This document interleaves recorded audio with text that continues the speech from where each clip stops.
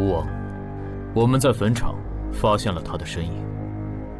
哦，那家伙终于敢现身了。哼，不怕死吗？库罗德，那就不惜一切代价将他抓过来。遵命。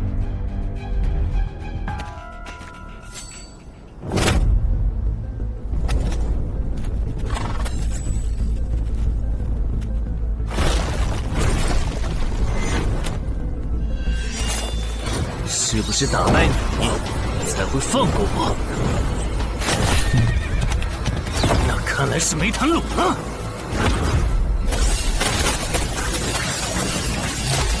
手下躲不掉，也来不及格挡。这就是你的实力。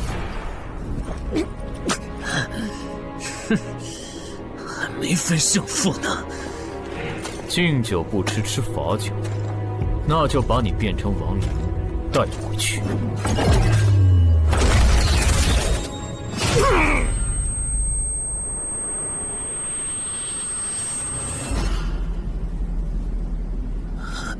认输吧。做梦。王不灵。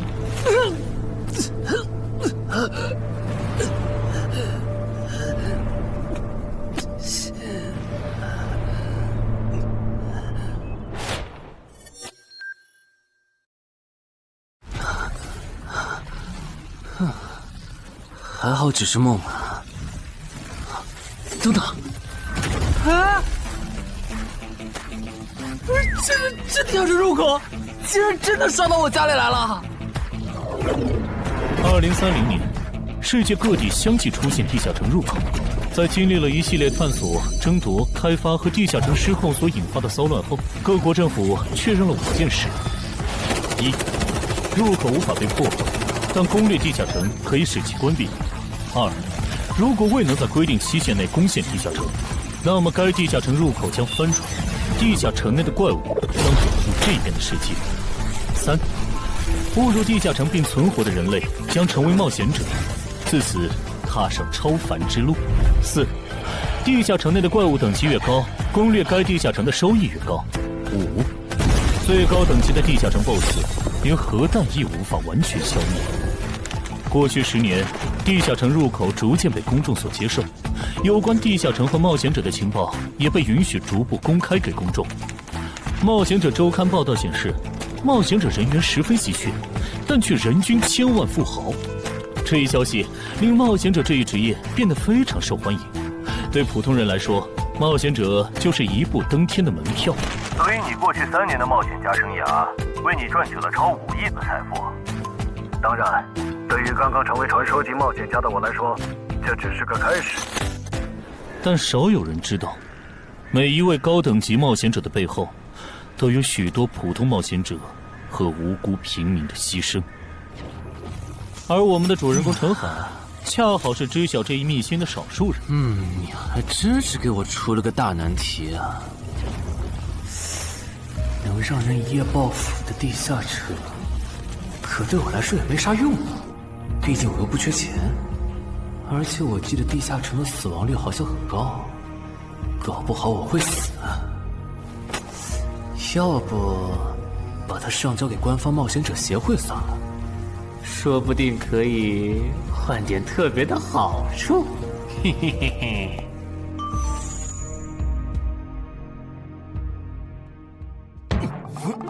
谋杀倒慢，但放这也不是事啊。时间一到，入口翻转，怪物全跑出来，大家都得遭殃。这样，我先瞅瞅这地下城啥类型，要是死亡率高，我就搬到别的城市，走之前报警让警察来管；要是死亡率低，我就自己搞定。真搞不定的话，再搬家，然后报警。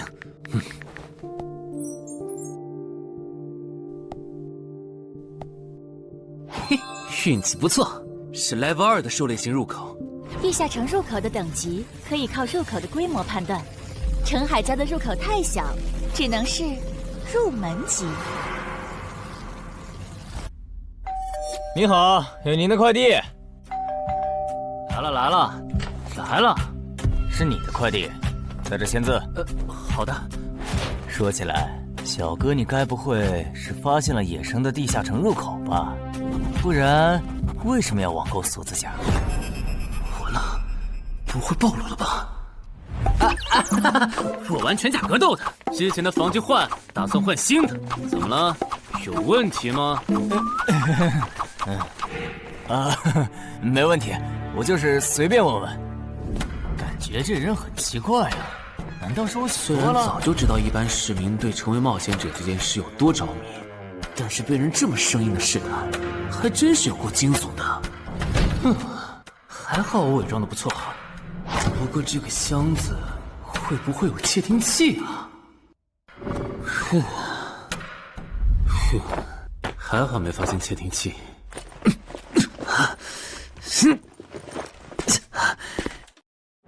有点重，还有胸口也有一点点闷。怕眼镜在战斗中不方便，从而携带了隐形眼镜。没有防身武器，就在附近消防器材店随便买了把消防斧。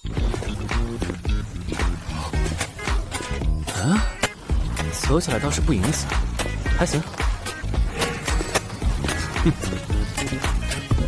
那么，出发吧。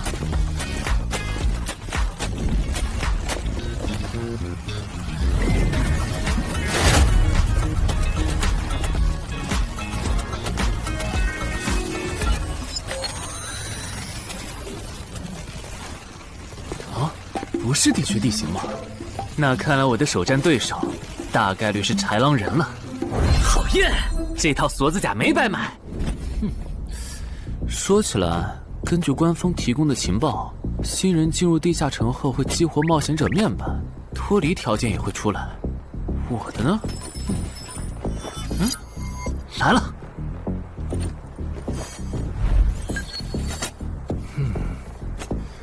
我记得普通人基础属性是10点，8点算弱，14点就很牛了。我不咋锻炼，力量和敏捷才9点，很正常。但智力有16点，真没想到啊！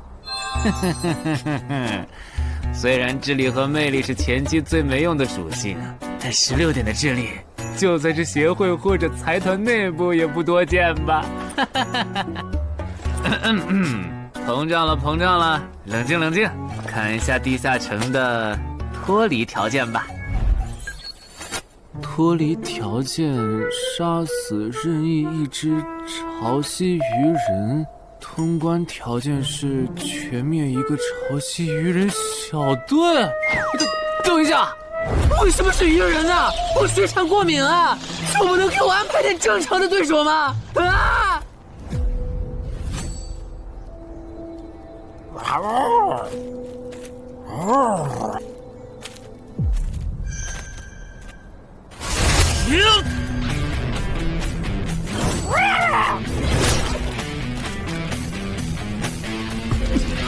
不是吧？这都被躲过去了。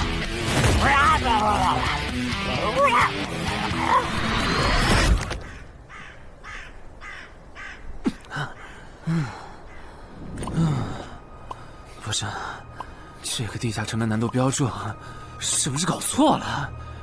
一个落单鱼人就能把我打得差点翻车，如果遇到满编的鱼人小队，我岂不是要就地归西？啊，等级增加了。Level 2菜鸟，我的称号我与潮汐鱼人5-5开，这玩意儿侮辱人是不是？算了，今天就到这里。还是等我请个健身私教，把基础属性练上来了，再来挑战这个地下城吧。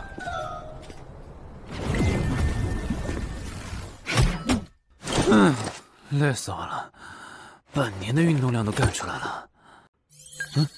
又咋了？哦，任务结算呢？我记得地下城的任务结算好像也能爆出奇物的。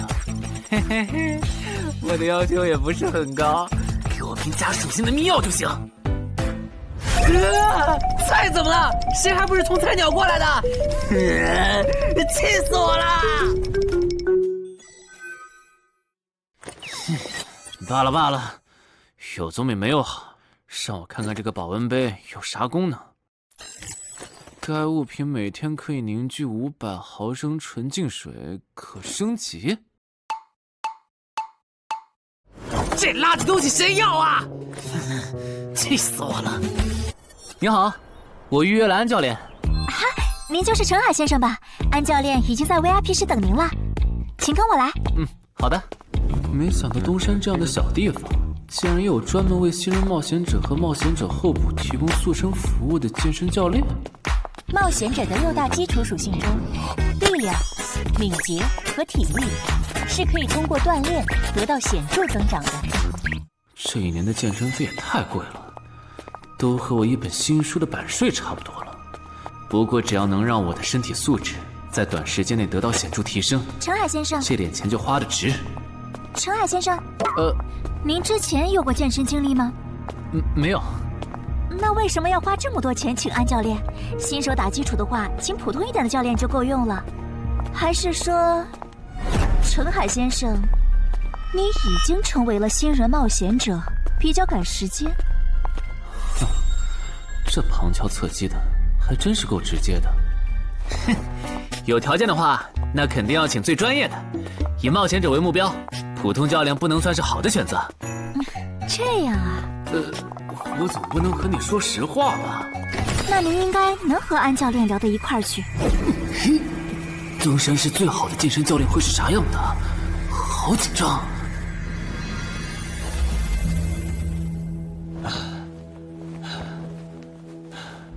啊！和我预想的完全不一样，我还以为会是个肌肉兄弟，结果到头来，这不是个小白脸吗？课程这么贵，竟然也能预约得出去？开玩笑的吧？就是你想成为冒险者，跟我来吧。3、4。我撑不住了，教练。5。真的撑不住了。好，你到这里吧。30公斤举了5次，换算一下，你目前的单次最大重量应该在35公斤。作为健身小白，结合你目前的体重，你这个卧推成绩算是偏弱的。什么情况？虽然我知道我的身体能力低于平均线，但是这也太弱了吧？正常的老哥们不都是人均50公斤起步的吗？陈海先生的基础有点差呢，35公斤的极限数值换算到冒险者面板上的力量属性，应该只有9吧。普通人的力量、体能和敏捷数值是相对平均的，不会偏差太多。他现在这个状况，要在1个月的时间里变成冒险者，几乎不可能。那一般要多久？这个看你，如果天天练的话，差不多1个季度就能达到3个11了。这个11是你成为冒险者后面板上给出的约束，换算下来的话，就是比普通人略强。明白了。所以，办卡吗？那就先办一个季卡吧。我去哪儿交钱？转给我就可以了。好耶，以后撸铁不孤单了。认识一下，我叫徐茂，是健身馆的签约冒险者，以后多多关照。我叫陈海，畅销书作家，您也多关照。说起来，一般只有家境很好或者跟协会签了长期合约的冒险者，才会找安教练这样的专业教练。因为我不缺钱呀，我写畅销书赚的钱，在东山又花不完。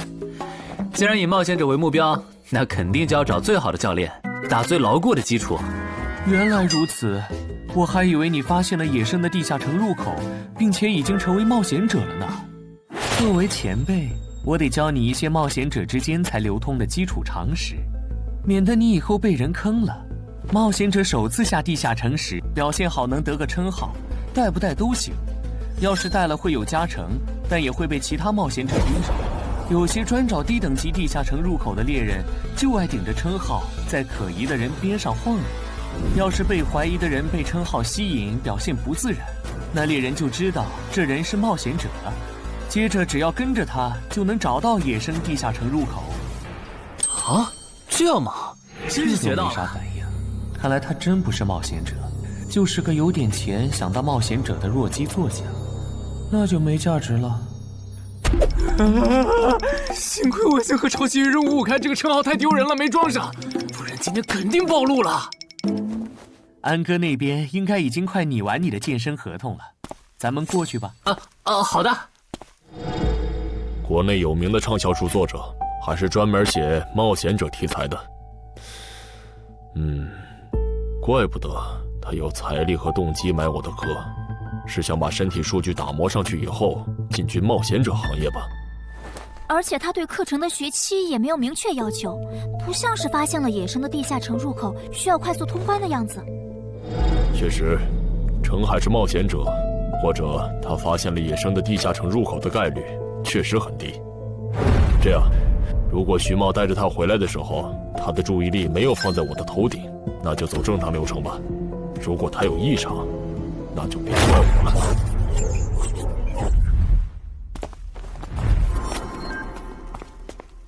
合同拟好了，你看完如果觉得没问题就签吧。好的。喂喂，不是吧？连健身馆的3A 级教练也……这边。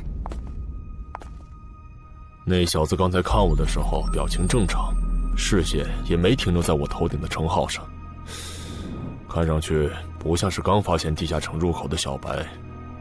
徐茂，你没做多余的事吧？怎么会呢？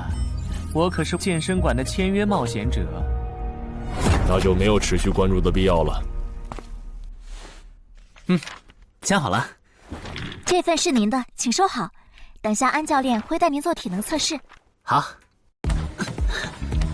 行吧。和我判断的差不多，你的体能也偏弱，敏捷测试就不做了。接下来的1周，我们主要做力量和体能塑造。你一般什么时候有时间？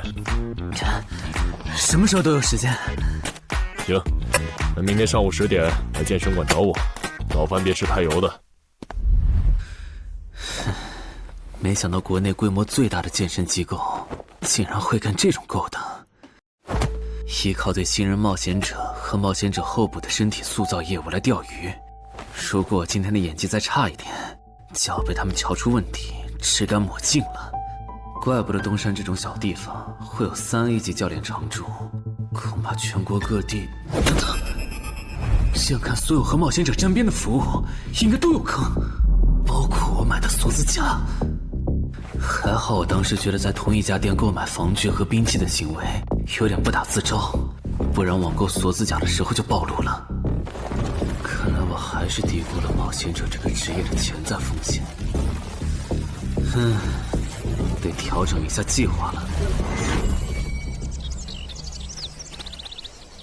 原本想着等锻炼的差不多了以后再来挑战这个地下城，但没想到现实世界如此残酷，针对低等级冒险者的坑到处都是。虽然今天运气好避开了一个坑，但我总不会每天都有这么好的运气吧？只能冒险来地下城提升冒险者等级了。这次的脱离条件是鱼人眼珠吗？对了，不知道昨天那只的眼珠可不可以？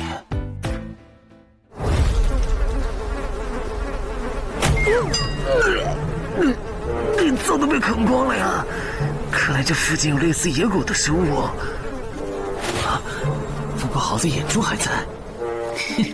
好耶！今天可以不用战斗了，等下只要记录一下这地下城的地形。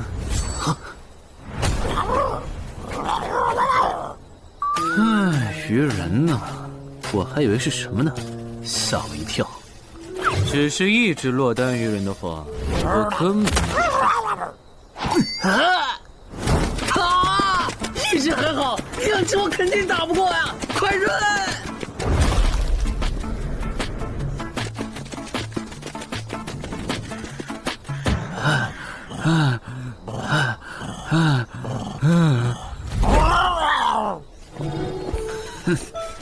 你都死到临头了，还这么嚣张，没发现吗？你和你的同伴跑散了。哼哼，现在换我来进攻了。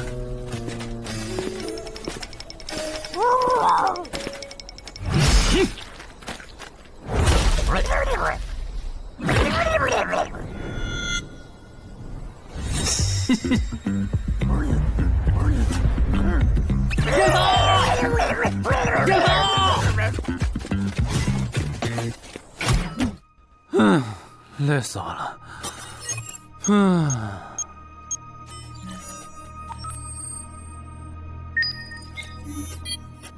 是吧？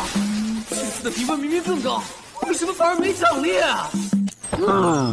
入门级地下城的爆率原来这么低吗？不过如果其他冒险者也是这个情况，那么他们是怎么赚到钱的？还是说有什么常识是别人知道，但我不知道的？明天找机会去问徐茂和教练。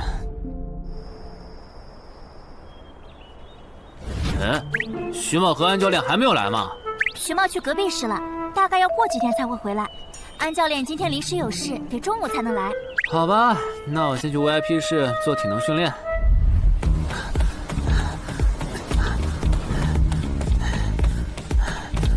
我外出的这几天，他都是这个训练强度。对，那可真够拼的。这样看，用不了多久，他就能把力量和敏捷提升到11了。对，如果他能一直保持1个季度下来，力量、敏捷和体质恐怕都能到12。说起来，教练你就没考虑过把他吸收进健身馆吗？这种有钱又有行动力的好苗子，只要不出意外，以后绝对能成为中间冒险者。你回来之前我就问过了，但被他拒绝了。他想通过黑市的路子成为冒险者，然后当独狼。陈海，你这也太拼了，练这么猛很容易受伤的。还是说你打算今年就成为冒险者？能尽早成为冒险者，肯定要尽早。拖久了，以我的财力恐怕就上不了车了。毕竟时间越往后，冒险者名额的价格也就越贵。倒也是啊。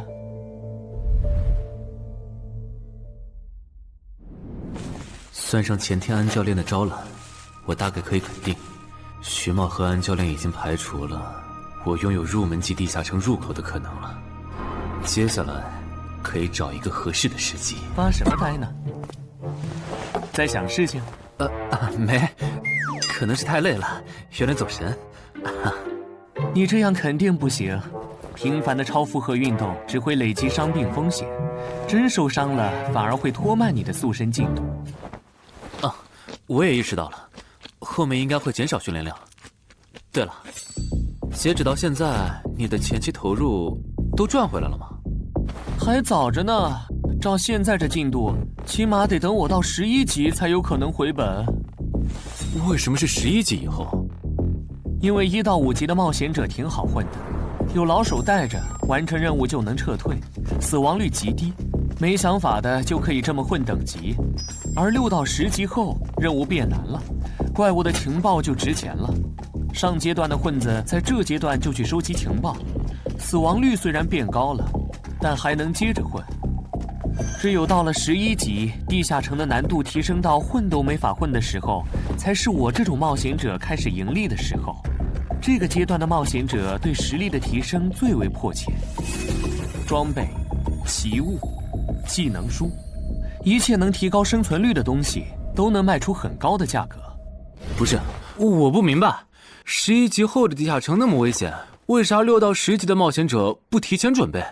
不提升有很多原因，一是官方不管民间冒险者攻略地下城的事，好多冒险者到11级就想退回去过正常日子了；二是地下城的东西只能让一小部分冒险者在精英地下城混下去。11到15级赚得多，但风险也大，而6到10级，有人光靠收集情报和做后勤就能回本了，所以他们也就没必要冒着生命风险去11到15级这个阶段打拼了。原来如此，所有冒险者在6级，不，在更早前就已经完成分流了。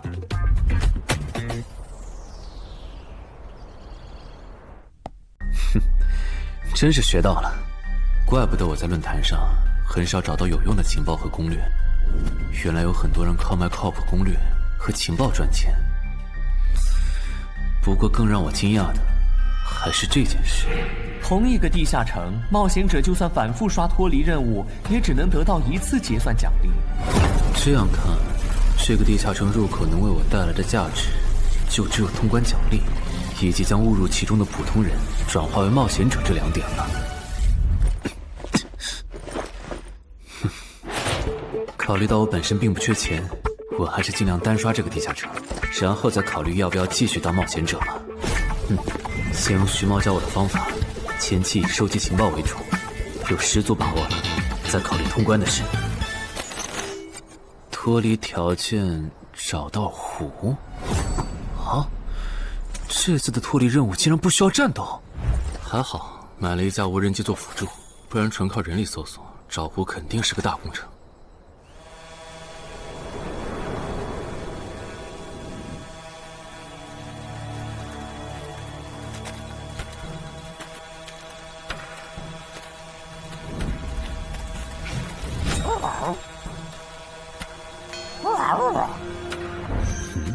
这是什么？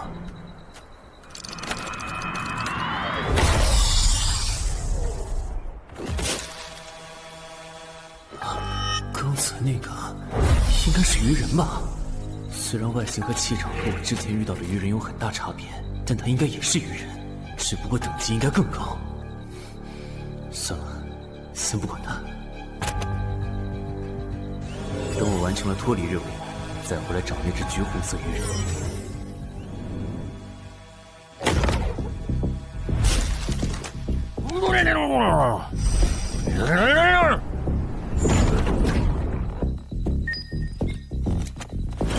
找到了！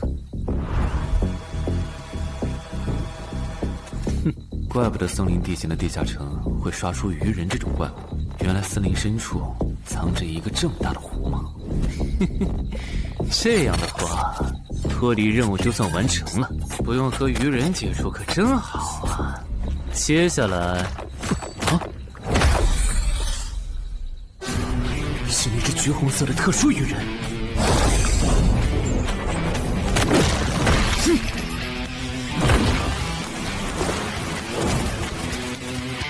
幸亏我刚刚反应快，不然可就重伤了。不过我新买的无人机的遥控器，我的心在滴血啊！不对，现在不是想这些的时候。这只鱼人的速度太快了，我必须慎重对待。啊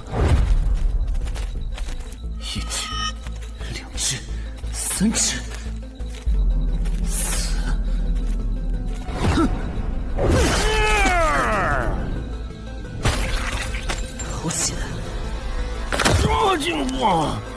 这个人怎么还没死啊？如果不是穿了锁子甲，我这条胳膊估计就废了。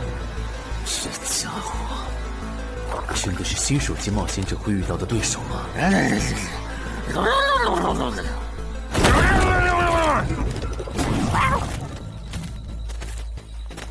如果只是和这只橘红色鱼人单挑也就算了，关键我还得抽出一部分精力来处理身后这几只杂兵。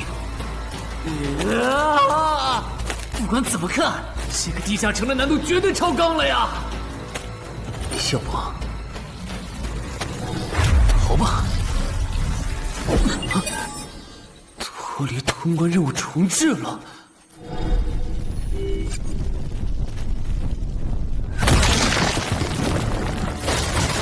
我说全队，你这样很像是在虐尸出气。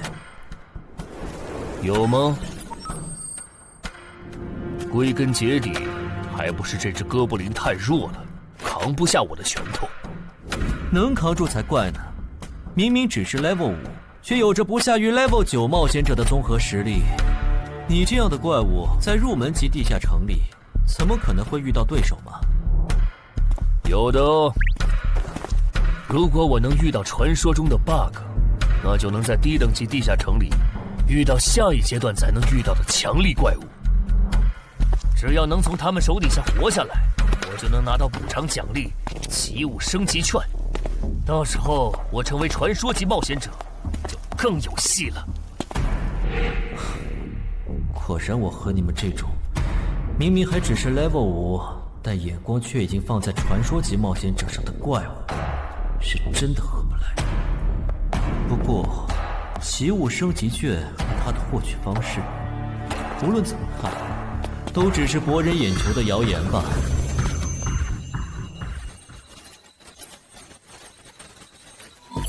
在高战力异常鱼人个体的追杀下活过3分钟，任务完成后将得到额外补偿，奇物升级券。不是吧？我都准备逃命了，你给我整这个，要玩死我吗？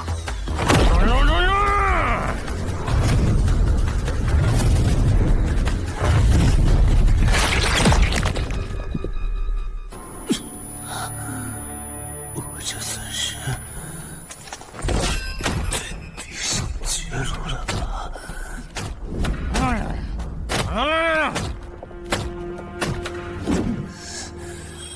早知道当初就不该成为冒险者，好好当个畅销书作家不好吗？虽然嘴上这么说，但我其实很清楚，这些年因为写冒险小说的缘故，我一直对地下城有向往，向往自己成为冒险者，体验那紧张而刺激的冒险者生涯。是的，虽然我怕死，人怂又不能打，但我的冒险人生绝对止步于此。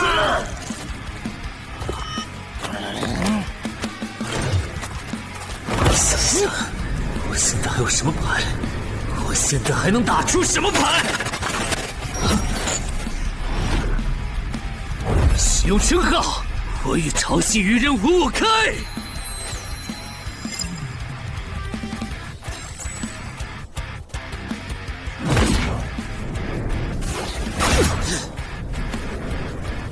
身体变轻盈，力量也变强了一点。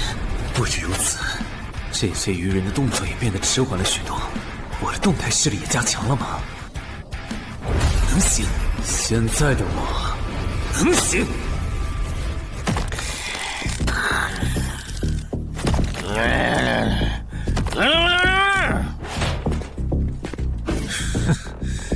没想到高级鱼人说的话，我竟然能听懂。就剩你了，头目。我是干掉了这只下级士兵，别再得意忘形了啦！我知道的，即使身体能力获得了大幅度提升，穿上这一层锁子甲的我，依然不具备能和这只橘红色鱼人拼速度的可能。机会只有一次，利用鱼人直线攻击和我头部暴露的弱点，对方的进攻方式、路线和目标都已确定。我要做的就是舍弃头部的防御，用它做诱饵，争取到一次以伤换伤，重创对方的机会。如果这一次机会我没有把握住，那么吃到教训的他，必然不会再给我翻盘的机会了。这种生死皆在一瞬间的体验，真让人血脉喷张，沉醉其中，无法自拔。就是现在！我这不是技能杆子吗？不可能，真的！开什么玩笑！我居然会被这种弱者可恶！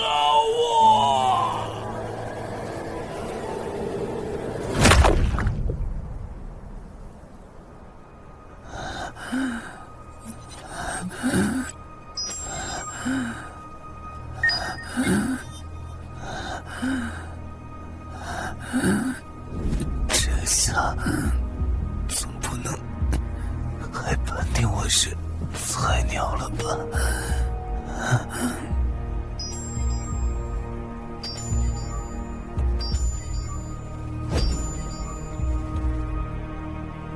平平无奇的保温杯吗？对，平平无奇保温杯是要启物升级券。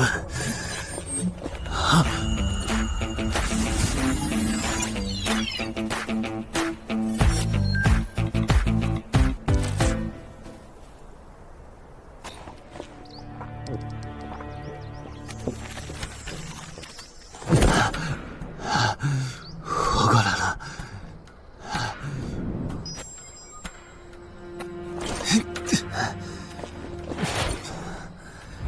已经愈合了。冒险者面板，冒险者等级竟然提升了，不过还是菜鸟。哦，感知也提升了1点，还获得了一个新称号——至死地而后生。哼，倒是个意外之喜。再看一下通关任务重置后变成什么了。挑战等级上升了，脱离任务刚刚也完成了。不过这通关任务捣毁潮汐鱼人的孵化池吗？算了，这个通关任务明显对着现在的我能处理。溜了溜了。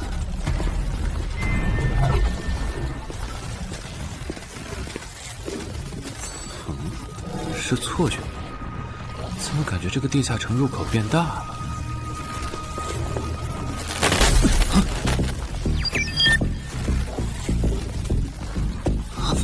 等级不足，这个地下城升级了。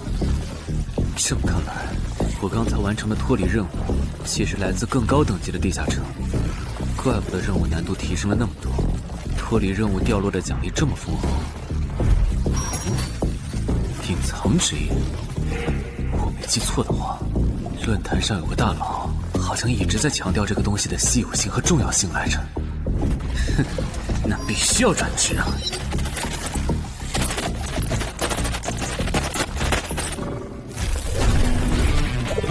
啊，什么情况？感知竟然提升了，死亡行者也算是新职业了。越接近死亡的话，属性点提升就越大，可以1至4点。刚刚啥玩意儿？我家，这就是感知16以后的世界吗？即使闭上双眼，我的大脑依旧能够准确勾勒出客厅每一角。真不敢想象，20点感知的人类眼中的世界又会是什么样子。说起来，我与潮汐鱼人55开这个称号的效果，刚刚在地下城已经体验过了。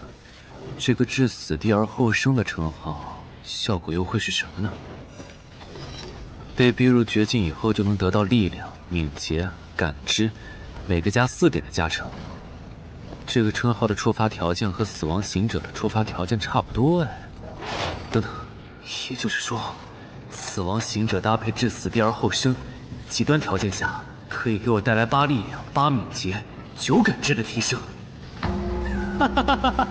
这也太超模了吧！胆子再大一点，以后遇到打不过的敌人，我完全可以靠自残触发效果让属性提升。等干掉敌人以后，再用稀奇古怪的回血药水把状态拉回来。而且回血药水的用处也不止于此，有了它，我再也不用担心健身过度肌肉拉伤了。反正每天都能回1次血，完全可以想怎么练就怎么练。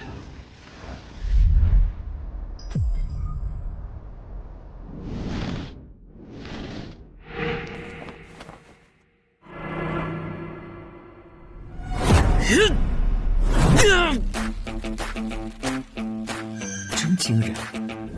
谁能想到，不久前还只是个健身小白的他，只用了不到2个月，就达到了正常人要用1年才能取得的成果。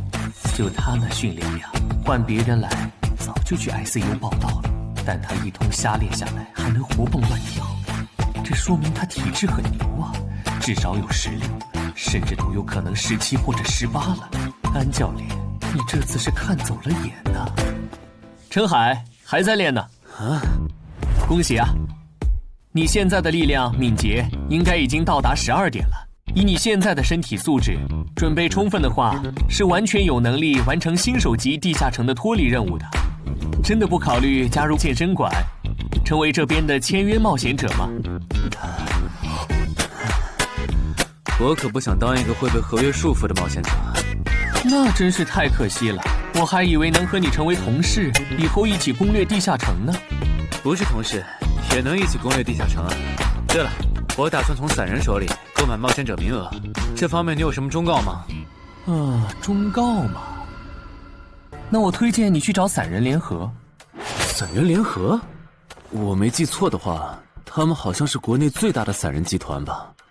对，如果你想走黑市的路子购买冒险者名额，那么我只推荐你选择由散人联合提供担保，或者他们自营的低等级地下城入口。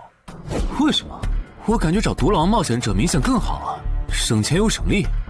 因为涉及到冒险者名额买卖，无论买方还是卖方，其实都存在巨大的交易风险。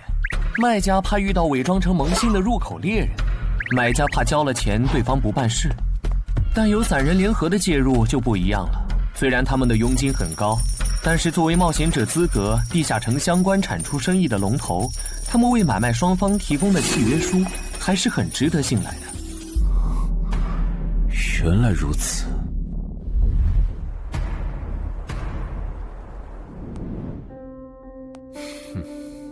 查了一下，整个漳州只有云霄市的这个老廖稍微靠谱点，找了散人联合做担保。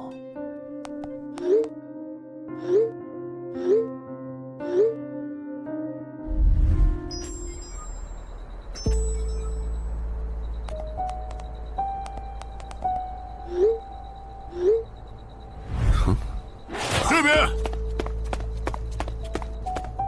云霄老司机。没错，你就是爱写作的东山市民吗？你好，就差你了，快跟我来。签完契约书以后，我好带你们去地下城。好了，契约的内容分3项：一，买方的尾款存放在我方提供的指定账户，诸位从地下城生还归来之后，我方将尾款打入卖方账户。2，进入地下城后，买方不能做出违反安全协议的出格行为，卖方也不能见死不救或对买方施以暴力。3，不能向任何人暴露此地下城入口的具体位置。诸位对契约内容有疑问吗？没有。没有。没有。那么，契约成立。手臂在发光哎！哟，好神奇啊！好了，我的工作完成了，希望以后还有机会为诸位服务。等下大家再跟我走一段路，我带你们去地下城入口。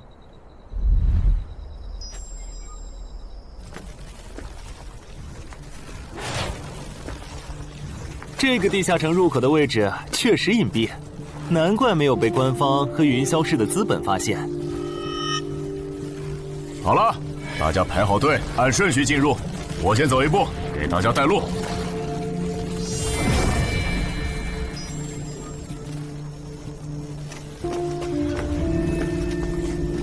这批新人怎么样？哦，太酷了！我也是冒险者了，真好。还行，没有看起来像刺头的。那就好，等会儿记得我们之前说的。卖家原来有2位吗？好了，大伙儿看向我这里，学着我的样子对空气喊：“冒险者面板！”冒险者面板！大家可以在冒险者面板的个人信息栏查看到自己的基础属性，往下滑动，可以在任务栏查询任务。不是吧？我的基础属性原来这么低的吗？冒险者面板上的内容只有冒险者本人才能看到，所以不用担心个人信息暴露的问题哈。麻烦大家把你们的脱离任务报一下，我这边做一个整理。任务吗？哟，这个物种，论坛的入门级地下城怪物图鉴里好像没有。这个地下城有问题。这个地下城该不会和我家里的那个一样，存在某种致命的设定吧？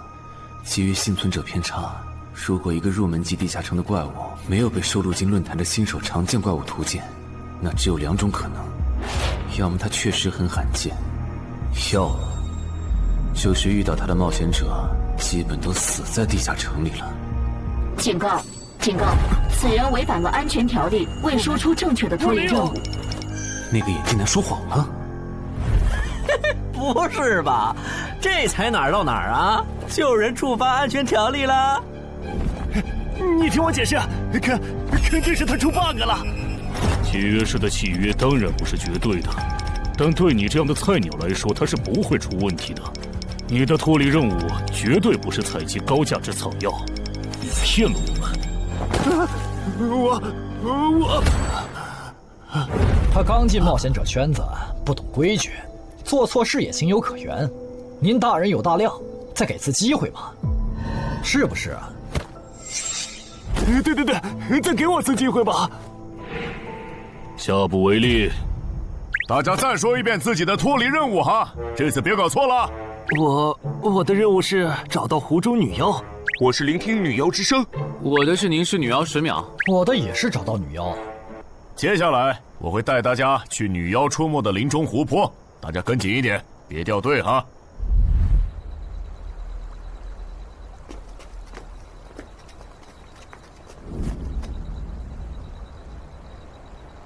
冒险者面板。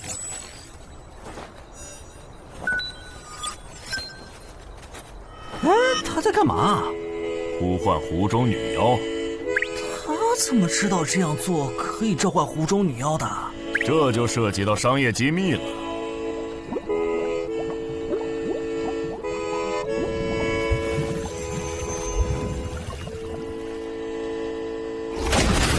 女妖出来了！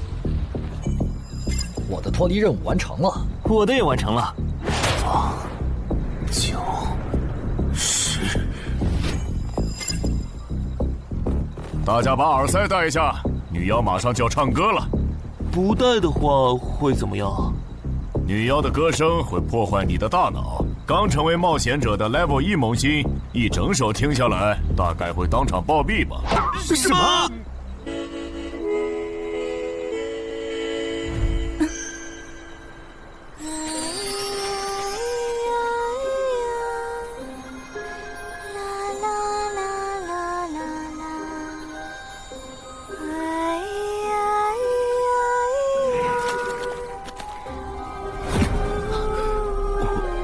刘备醒了，就听了这一小会儿嘛。还好我戴了耳塞，歌声听得不真切，不然恐怕已经死掉了。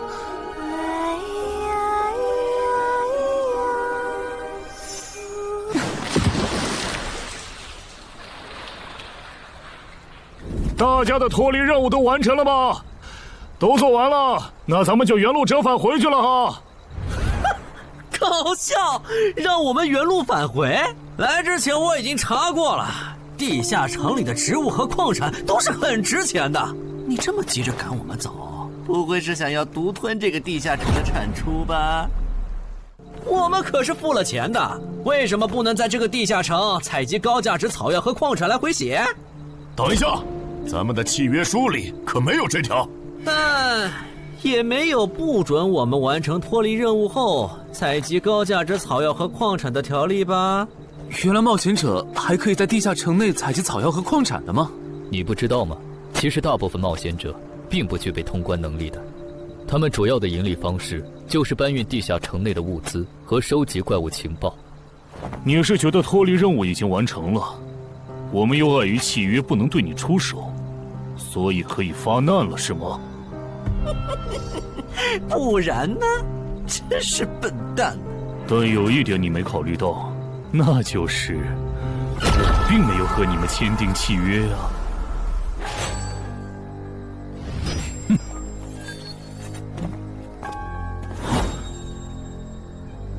你们两个什么意思？没什么，单纯看不惯而已。我觉得这位朋友的理由其实挺合理的，只是一些药草和矿产，没必要那么计较吧。但是基于契约文书第1条的话，如果有人死亡，我们就拿不到尾款。你可以保护我们啊，作为回报，我们可以将采集到的一部分物资分给你。不好意思，我们并不想冒这个风险。真的只是因为不想冒这个风险吗？难道不是因为这个地下城藏着别的秘密，你们怕我们发现它吗？我明白了，你不是新人冒险者，你是奔着通关任务来的。老六，你应该能感受到吧？咱们之间谁更强？可恶！地下城让给他们，我们走。啥？你等等我呀！他们为什么就这样走了？这不很明显吗？这两位帮我们说话的朋友，其实是比那两个人更强的冒险者呀。过奖过奖，其实强的不是我，是我的这位朋友。等等，不太对。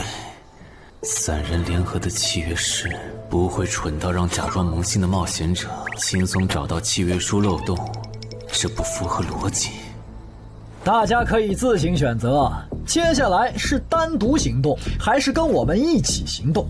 单独行动的话，你们的收益可以独享；如果跟随我们一起行动的话，通关奖励我们要一半。一半？这么多？这叫多？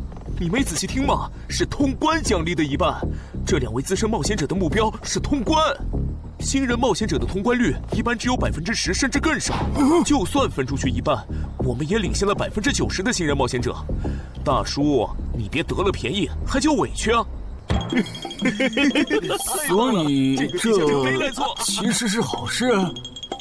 对新人来说，第一次通关时间是重要分水岭。新人冒险者越早拿到通关奖励，未来的冒险者之路就会越顺畅。那就是说，就算我只拿到一半的通关奖励，也会比绝大多数同等级的冒险者要强吗？如果你没有浪费这些开局资源的话，确实是你要强一点儿。请让我也加入你们，也包括我。我也要。那帮没良心的，签契约书前都说好了，只涉及脱离任务，其他不包的。任务一完成，他们就变脸了。差不多得了，都走了这么远，他们不可能再跟着了。你不用演了。哦，嘿嘿，不过你这次演技提高了不少嘛。刚才我一度以为你打不过那个顶着战斗专家称号的冒险者来着。我确实打不过他。啊？不过他也很忌惮我就是了，要不然不会用劝退的方式赶我走。原来如此，那你觉得他们能通关吗？可能性太低。个人判断，这批冒险者里，最多只有1到2个幸运儿能活着走出这个地下城。什么嘛，这不就和之前的几次一样了吗？真没意思。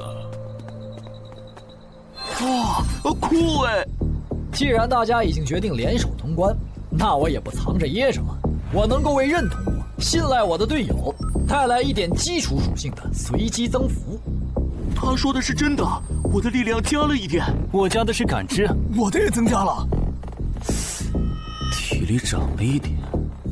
原来团队领袖这个称号是用来提升自己的队友啊，还怪好用的。我这边还有一个问题，我们现在只知道口琴声能召唤女妖，并不知道其他的召唤方法。女妖要是一直躲在湖里，大家的通关任务就没法完成。这不是问题，我的称号可以让我强制激怒指定目标，被激怒者将减少2点智力，变得冲动易怒。他也是冒险者吗？至于建立强制对话的方法，只要引起对方的注意就可以了。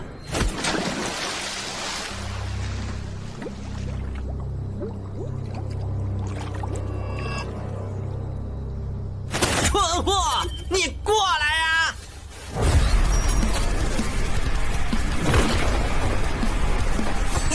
成功了，他被我激怒了。剩下的交给我吧。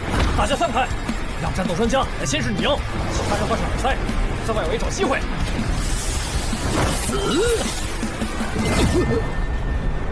穿过去了。开什么玩笑？竟然是灵体！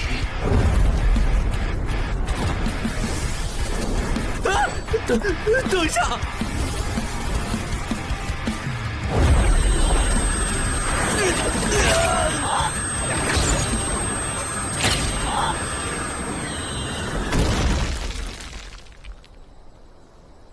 还好有2-3，只是鼻子出血。不是吧？这个女妖原来是个妖魂！娘，有把握吗？有，但是会比较费时间。上一个地下城刷出来的僧侣之拳应该会有效，但熟练度还没上去，打起来会很慢。慢就慢了，这只女妖应该没有其他攻击手段，对我们的威胁很小。我有预感，这个地下城的通关奖励会非常丰厚。哼，愚蠢的选择。等等，你先别走。不是吧？10万个人里都不一定能出一个的感知16点的人，竟然让我……你为什么觉得他们的选择是有问题的？使用称号，他们当我不存在。真晦气！喂，你搁这对空气自言自语什么呢？不是，我刚才……不是没人吗？幻觉吗？有东西过来了，什么东西？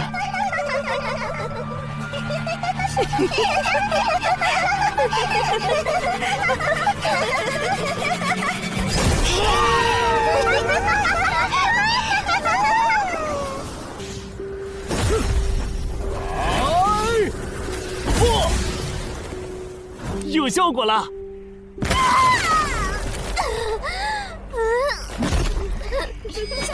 什么声音？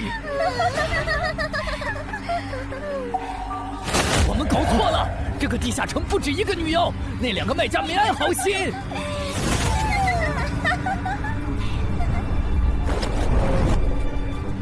不是吧？这也太多了！不行，这个数量2-3已经没用了。还傻站着干什么？跑啊！为什么总是让我遇到这种事？天和紫云那时候是，现在还是。看在你老婆和女儿的份上，我觉得应该放过你。谁叫我最喜欢看别人抱憾终身，活在憎恨和痛苦中的样子呢？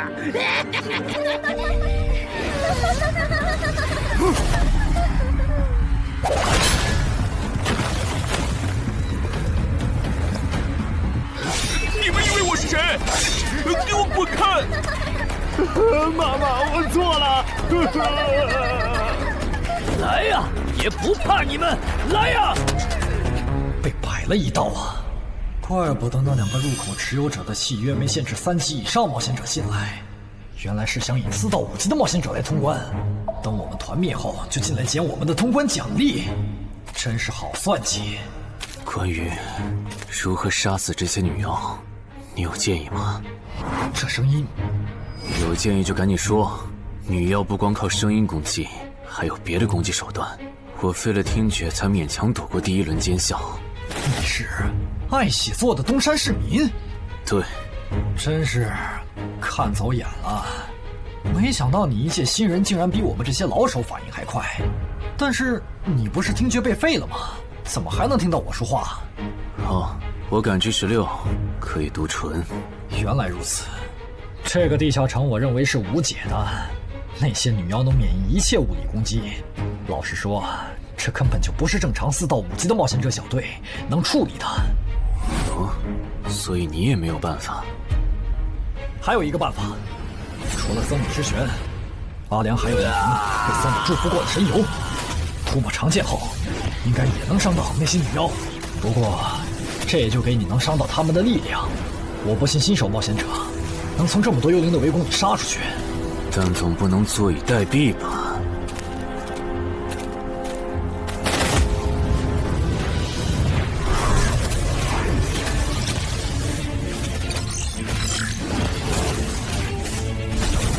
置死地而后生。能听到吗？我问过你的同伴了，他跟我说，要通关必须从你那里拿到被僧侣祝福过的神油。通关吗？能帮我拿一下吗？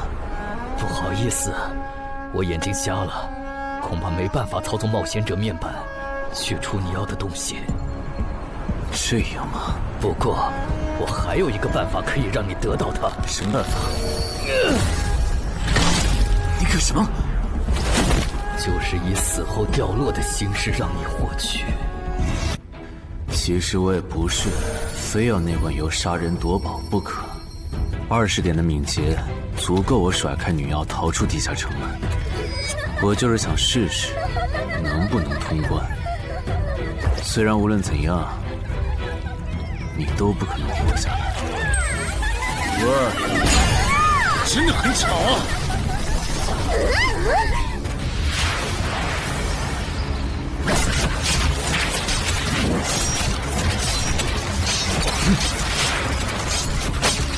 对邪恶生物伤害加0点，那么还是反击吧。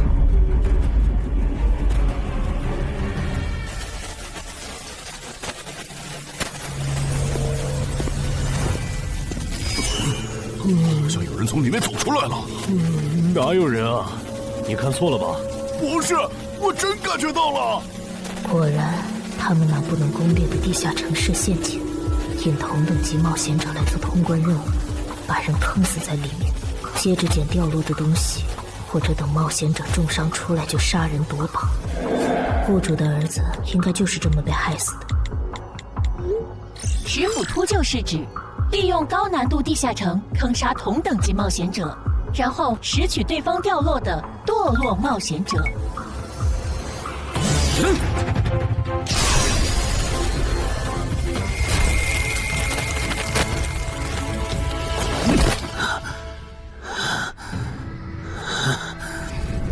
好险！如果再多几只女妖，我恐怕就要被逼出回血药水这个顶牌了。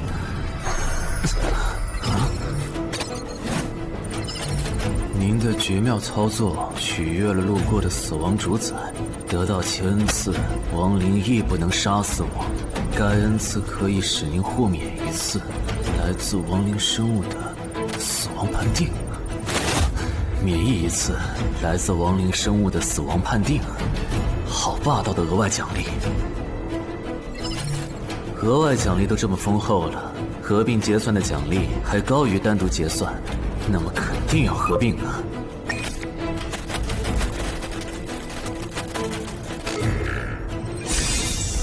哼，果然，除了稀有级奇物和新称号以外，还给我报了2个专属技能。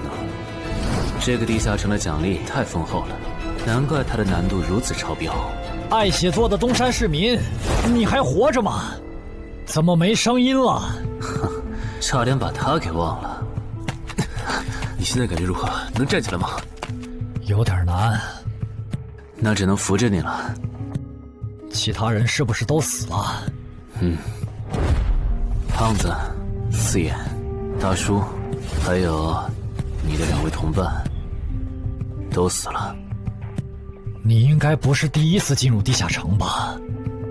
哼，我还以为你不会主动说破呢。如果我说我能保守秘密，并将我得到的奖励作为酬劳全部送给你，你能不能不灭我的口？但你死了，同样可以保守秘密。那你就得不到我的通关结算了。而且，云霄老司机和他的同伴肯定在地下城入口附近蹲幸存者。我可以帮你吸引他们的注意力，相信我，让我活着走出地下城，对你来说是最有利的选择。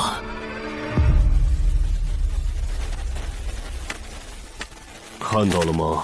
这才是真有人出来了。哎呀，刚才那次算我看错行了吧？等等，地下城在坍缩，他们通关了。不对，小心右边的冒险者，他绝对不简单。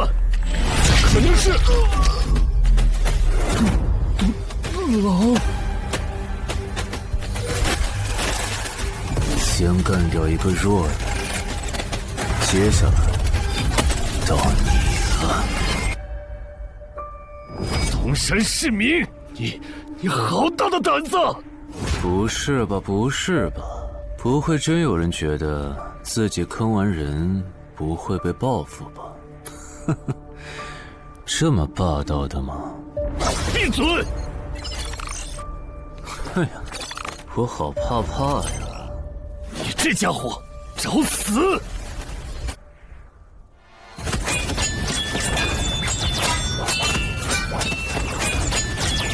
这俩人相互厮杀的程度，有些7级甚至8级的冒险者都没这么夸张的速度。不可能！带上这个称号以后，我的速度竟然还是没你快，真是离谱他妈给离谱开门，离谱到家了！你的敏捷难不成有17，甚至18？可，你猜？冒险者面板！哼，不比速度了。不比了。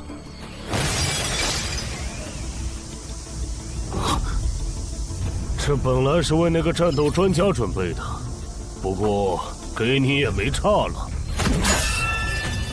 来好好感受一下我从黑市高价购买的变种蜘蛛毒素吧！什么嘛！你这毒抗完全不行啊，比普通人还差！连反击的力气都没有了吗？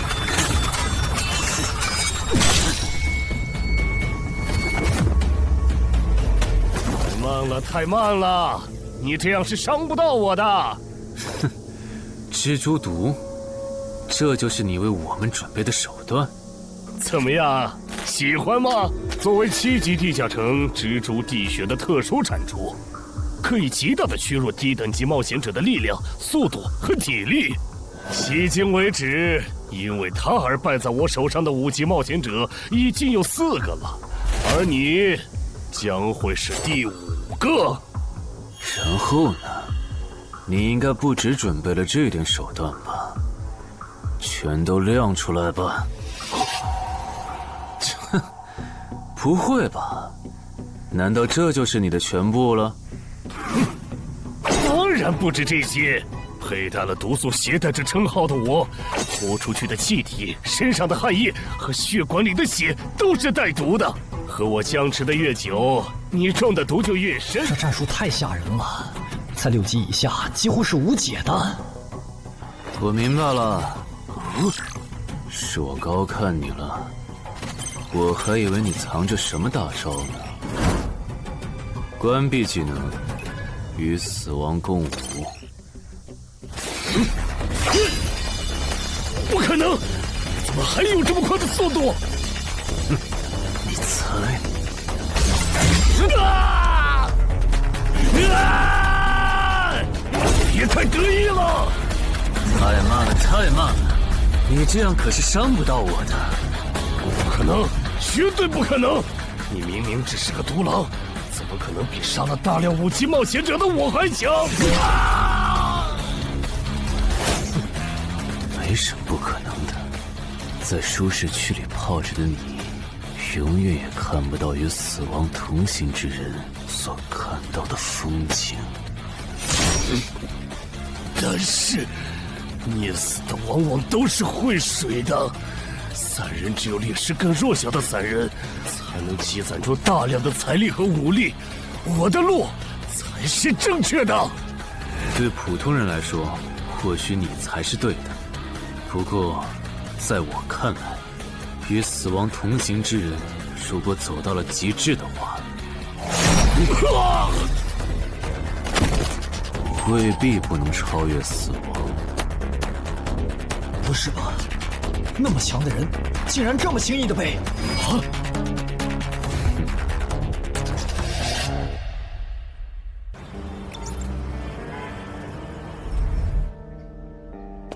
你这运气也太差了吧！啊，徐茂，你怎么来了？来看你啊！第一次进地下城就遇到了能免疫物理攻击的怪物，好不容易通了关，还被师傅秃鹫堵门。不过也多亏了这次经历，让我得到了置死地而后生这个称号。也是，还算幸运。那些传说级冒险者，哪个没在5级以前越级挑战过对手呢？对了，个人建议不要让别人知道你的主要称号，情报泄露是很致命的。冒险者要防的不只是地下城的怪物。哈哈，原来如此，学到了。虽然女妖之森的入口持有者，官方说是被另一个幸存者杀了，但我查过，那人主要称号侧重团体战斗，单人作战能力没强到能杀掉2个10府秃鹫，所以，怎么了？我脸上有什么东西吗？没什么，我只是突然想起来，高教练月底就要回东山了。你这边养好伤以后，记得回健身馆报道。关于你的塑身计划，要进入第2阶段了。好的。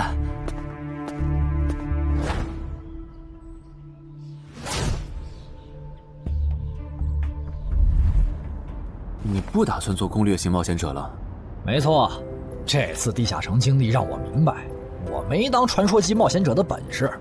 与其在这阶段的地下城拼命，还不如到6到10级的地下城多弄点钱，然后就隐退。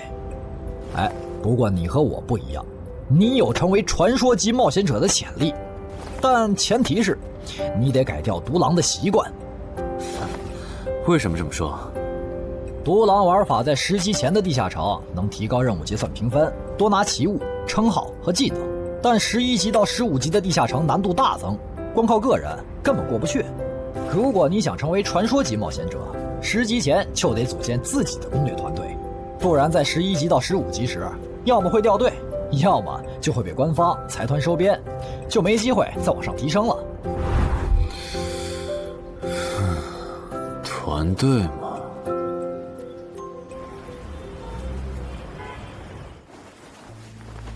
害死我儿子的秃鹫们已经死了，杀死他们的人就在这2名幸存者之间。你认为谁才是帮我儿子报仇的恩人？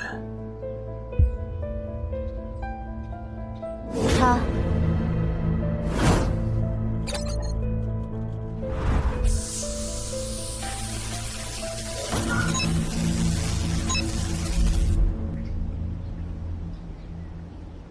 小矮，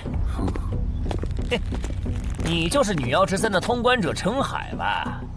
我们对你在女妖之森得到的通关掉落很感兴趣，你开个价吧。不卖。他说不卖，他不会真的以为我们是在跟他商量吧？那我换种说法，把你在女妖之森得到的东西交出来，立刻马上，不然有你好看。你们在干什么？不许骚扰我们医院的病人，走开！烦人的家伙来了，哥，我们走。切，真晦气。下次他们再来骚扰你，你就来找我。我哥哥是10级冒险者，他们不敢惹我。谢谢。不，该说谢谢的人是我。我的好朋友死在了女妖之森，你和王先生攻略了这个地下城，还铲除了用它钓鱼害人的秃鹫。原来还有这么一层关系啊！我说我死去朋友的家人，都能感激你。总之，这是地下城暴走后的随机拉人现象。怎么还会拉我呢？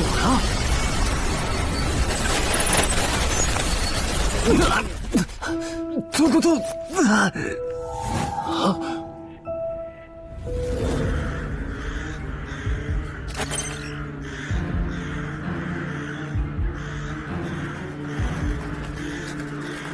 大家不要惊慌，我们只是被拉入了翻转后的入门级地下城。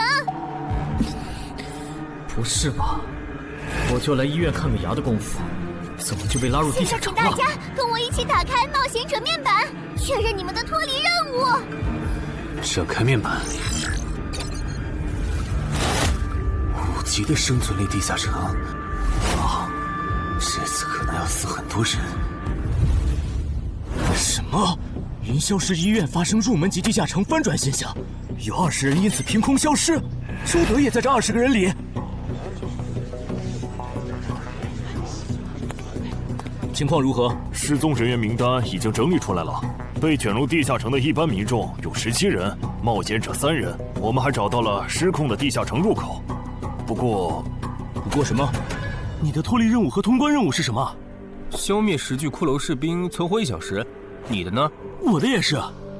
那看来大家都一样。老弟，咱们的脱离任务难度和他们的不一样呢。还有那个叫陈海的小子也被拉进了这个地下城。正常，生存类地下城的脱离任务是根据挑战者实力的强弱划分的。至于那个叫陈海的，等咱们做完了脱离任务再去找他。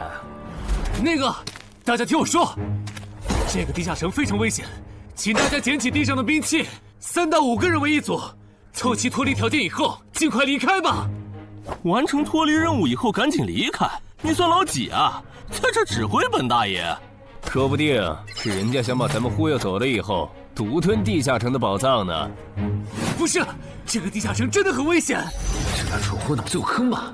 对地下城的危险没有认知也就算了，还在这带节奏。这位先生是非常强大的冒险者，他前几天刚通关了一个难度非常高的地下城，还和同伴联手除掉了10府秃鹫。真的假的？就是锦城家园那栋烂尾楼，听说害死了好几10人。哦，想起来了，请大家相信他的判断。这个护士干嘛一直夸我呀？好烦呐！不过好在效果还行，能引起这些新手的重视就好。等一下，如果这个地下城真的那么危险，那你觉得就凭我们这些普通人，真的有能力完成脱离任务吗？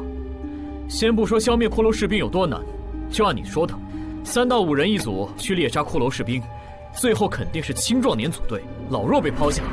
请问，你考虑过被剩下的人的死活吗？有道理。分开行动的话，士兵听起来就赚了大批骷髅士兵，那就死定了。很多人就是因为单走，才被地下城里的怪物杀死了。姐夫说的没错，被拉入地下城后，一定要拉拢人心，来拿到话语权，再利用话语权来强迫冒险者当我的保姆。能通关高难度的入门级地下城又如何？当你开始在意这些渔民死活的时候，你就注定得当我的保姆了。你们能信任我吗？那跟我走吧，我带你们去完成脱离任务。好的。谁允许你们走的？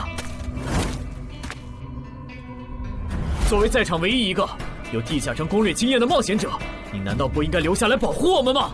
对呀对呀，能力越大责任越大。我看他就应该帮我们把脱离任务给做了。对对对，送佛送到西嘛。第一，我不是官方冒险者，我没有义务来保护你们的安全。第二，不要对我道德绑架，不然我真的不介意走之前打断你的腿，把你留在这里自生自灭。这人怎么这样啊？保护老弱不是最基本的道德吗？活该他不是官方冒险者，看来道德品质不过关。你们干嘛去？我觉得那个人说的很对，既然通关任务是存活1小时，那肯定是越往后越危险。对普通人来说，早点完成脱离任务离开这儿才是最优解。不走留着被你们道德绑架，免费当保镖吗？我们又不是傻子。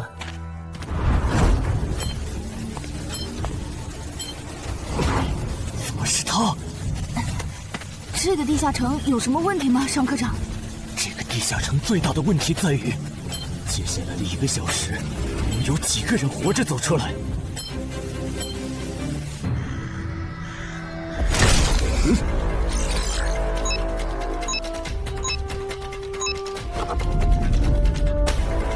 你们就学我刚才做的，用剑去砍那些骷髅士兵的颈椎。那你呢？又来了！我嘛，就用我的老火箭和他们练练。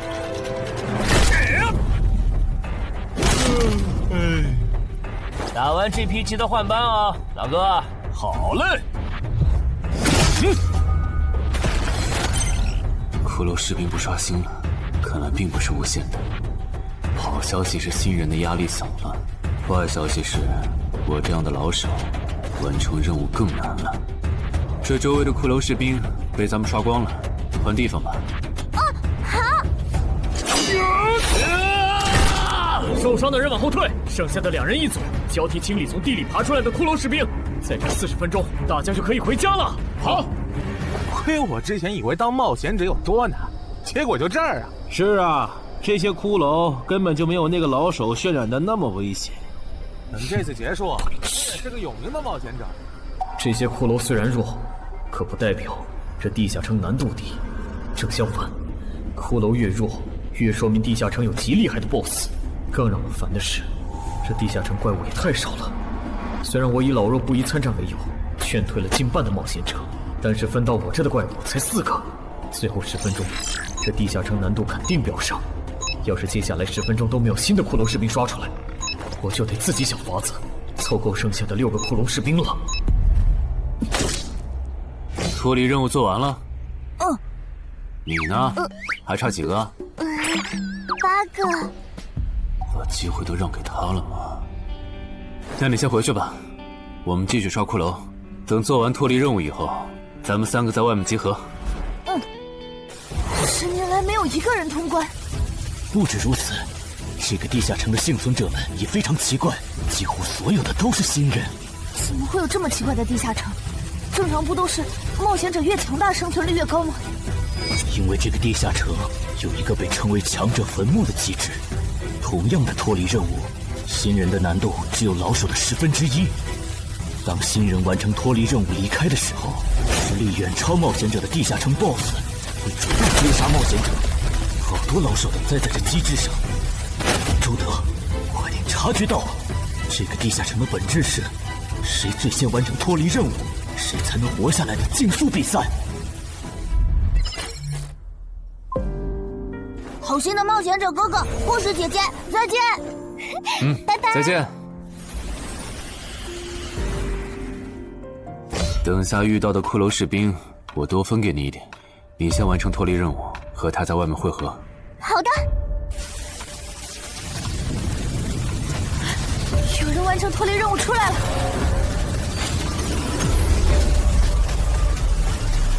怎么是小孩子？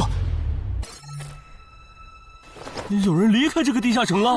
这个第2阶段是什么意思啊？原来是这么回事吗？这个地下城的本质是竞速。李明、王志勇，你们2个跟我来。老弟，有个人完成脱离任务离开了，是不是那个叫陈海的人呢？不可能。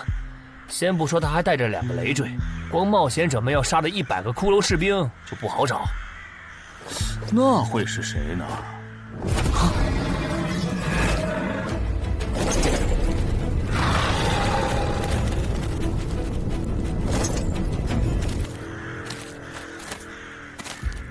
叫我们跟着他出来，都走这么远了，也不解释一下。如果遇到大群的骷髅士兵，咱们3就完了。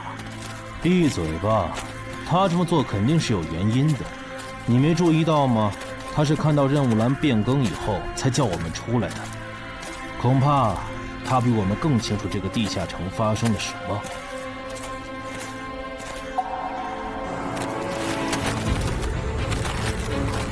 准备战斗！他们3怎么走得这么久才回来？周德当初就不该气走那个冒险者。脱离了。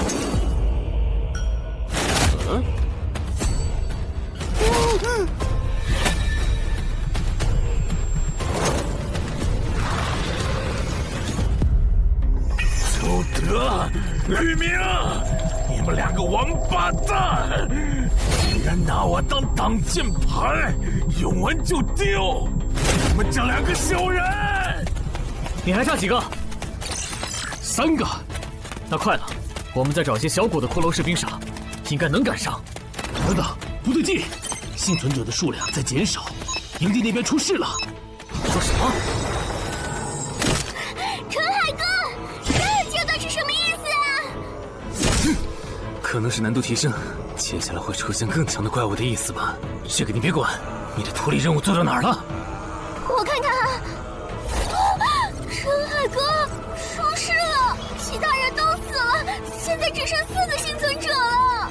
什么？左2，右2，去左。都说了，是这个地下城的 BOSS 降临了，要想活命，必须就地折返。在 BOSS 找到我们之前，完成脱离任务。别开玩笑了，就咱们2个人，怎么可能在那么多骷髅士兵的围攻下完成脱离任务？王之勇在的时候都做不到。听不懂人话吗？我们已经没有时间去找骷髅士兵了。还差右2。剑锋，救我！你好了吗？马上！陈海哥，好了。长剑留下，你先走。可是，撤下！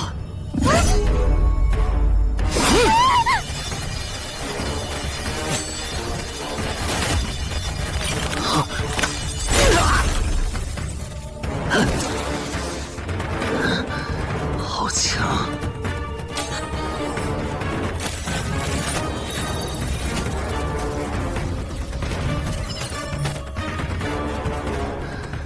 明白了吗？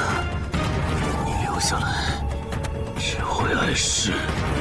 我知道了，我去外面等你，你一定要活下来。好了，现在只剩下咱们2个，我猜你是不会放我走的。对了，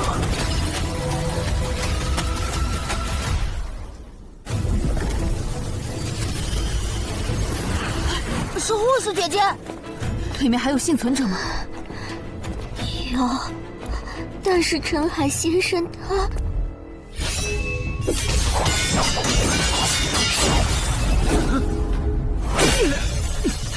好强！这样下去不行，速度和力量我都不是他的对手。就算能大概猜出他下一步动作，可因为一直忙着抵挡，一次出错的话就得死。要走！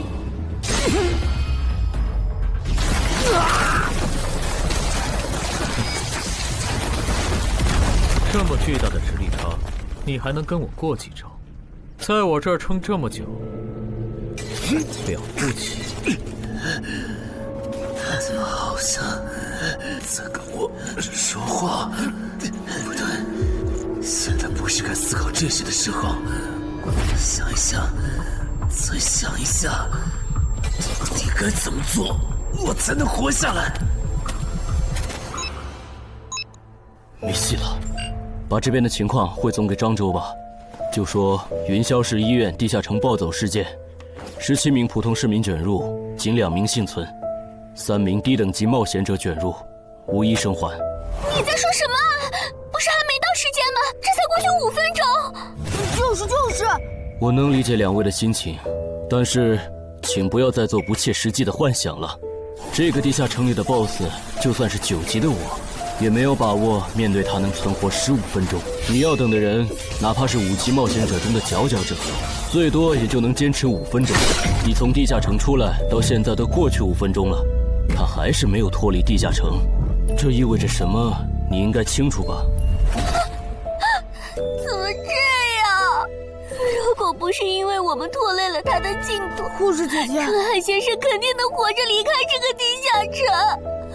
都是因为我们。是啊，全都是因为你们。如果没有那个多管闲事的冒险者帮你俩完成脱离任务，周德才是最有可能活着离开这个地下城的人。我出去冷静一下，这2个新人的登记工作交给你了。那这个地下城入口怎么办？人都死光后，入口会在半小时内关闭，接着随机出现在世界某个地方。当然，如果你实在不放心，也可以盯到最后。好吧。你合格了。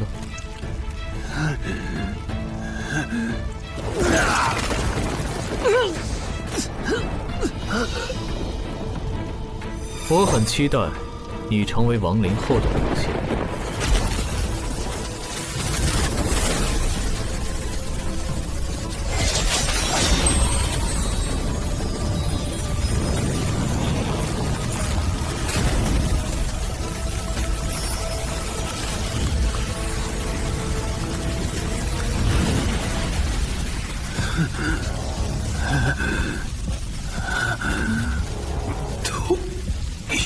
对这个 BOSS 来说，完整的我更有价值。在他回来之前，只有死亡主宰的恩赐。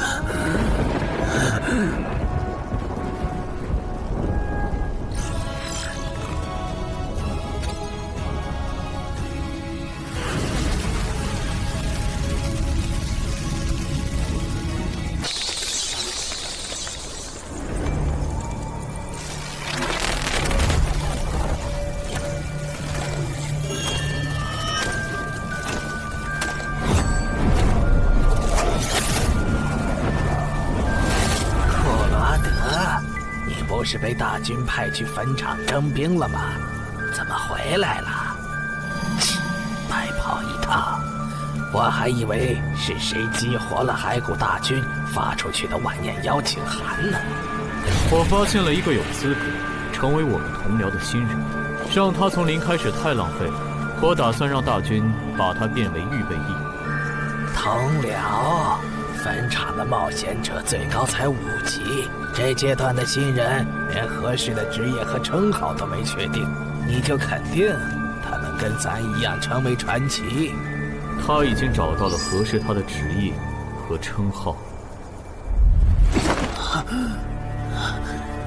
这次真的太险了，如果不是那家伙主动走了，就算再给我一条命，我也完全没机会。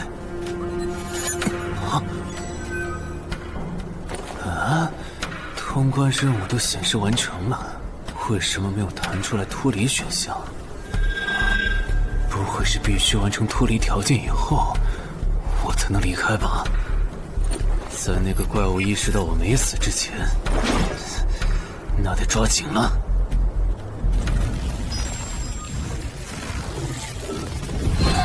没有关闭，这个地下城的入口还没关闭，澄海先生还在战斗，他还活着。我去找尚科长。周德死在地下城里，他姐知道后一定会迁怒同期的幸存者。如果处理不当，尚科长，怎么了？慌张成这个样子？那个地下城入口没有关闭，结束的时间明明已经到了，但是他还在。怎么可能？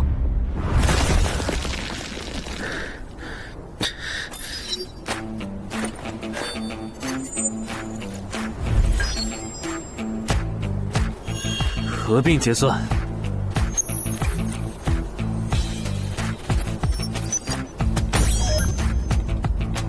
原来那个亡灵骑士叫库罗德呀。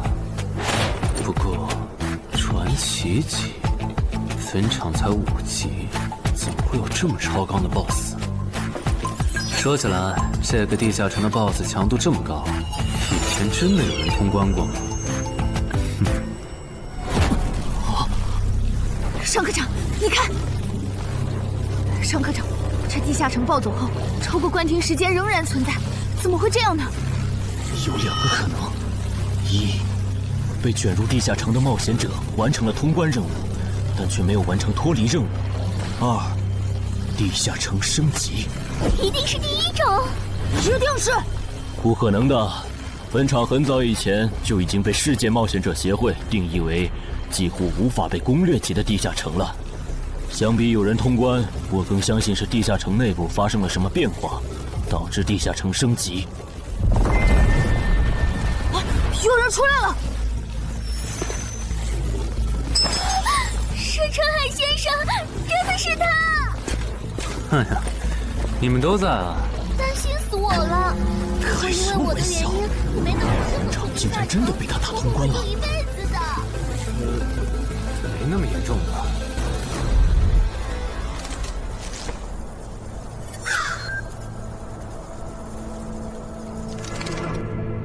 吴王，这是你驻守坟场以来第一次主动觐见吧，库罗德？你知不知道，就在刚刚，你成为了全球首个通关坟场的冒险者。首通？我？对，你要火了。本场这个地下城虽然等级很低，但是在冒险者圈子里很有名气。你手通的经历应该会吸引到很多资本和散人工会的招揽，当然，也包括官方。所以现在是招揽环节。是的，你在女妖之森和坟场的表现已经充分证明了你的潜力。像你这样的超级新人，整个冥省1年下来也不会超过10个。作为云霄市地下城负责人的我，当然不可能错过。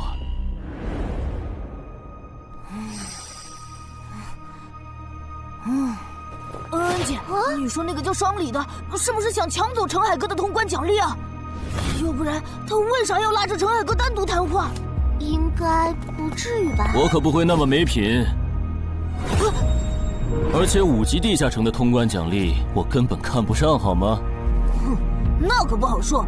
你不需要，不代表你家亲戚不想要。这死小鬼！别乱说。我们在里面聊的久，是因为在谈加入冒险者协会以后的待遇问题。不是吧，陈海哥，你要当公务员？感觉你好像对冒险者协会意见蛮大的。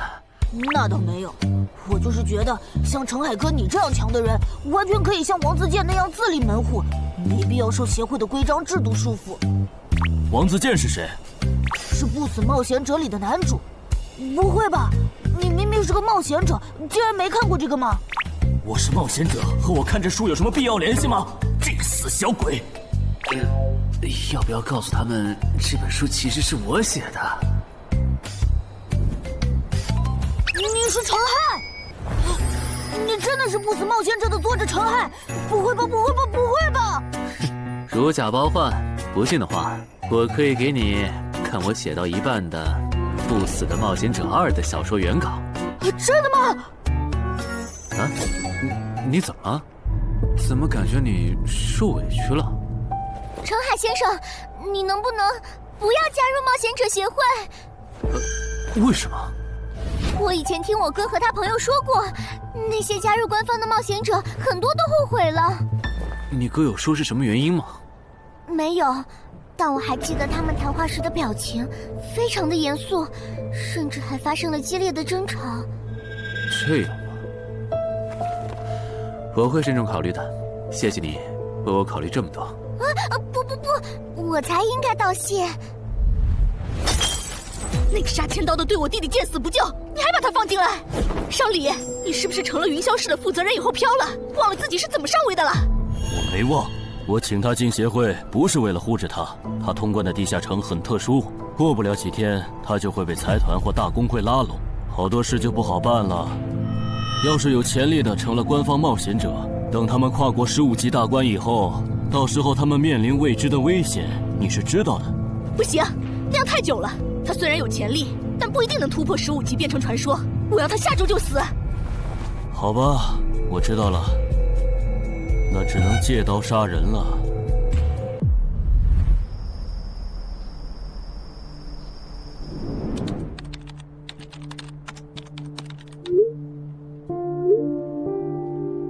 坟场，这个地下城的情报不是早就挖无可挖了吗？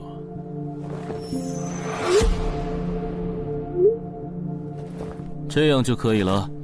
你确定？5级地下城的首通奖励对普通人来说不算什么，但对6到10级的通缉犯来说那就不一样了。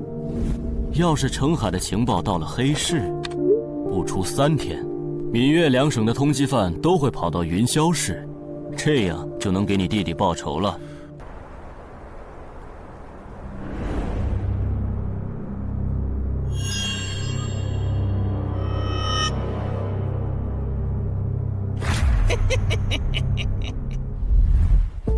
我的个人信息要3天后才能录入官方的冒险者系统吗？是的，我记得程先生你是东山人吧？要不我这边先给你安排一下暂住的酒店，这样你这几天就不用两边跑再折腾了。不用，刚好我要回东山办点事，那我3天后再来云霄。好的好的，那咱们3天后再联系。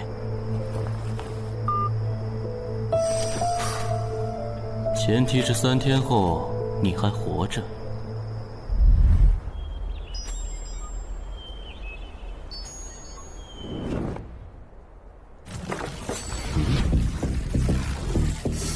几天没见，怎么感觉这个地下城入口变得更大了？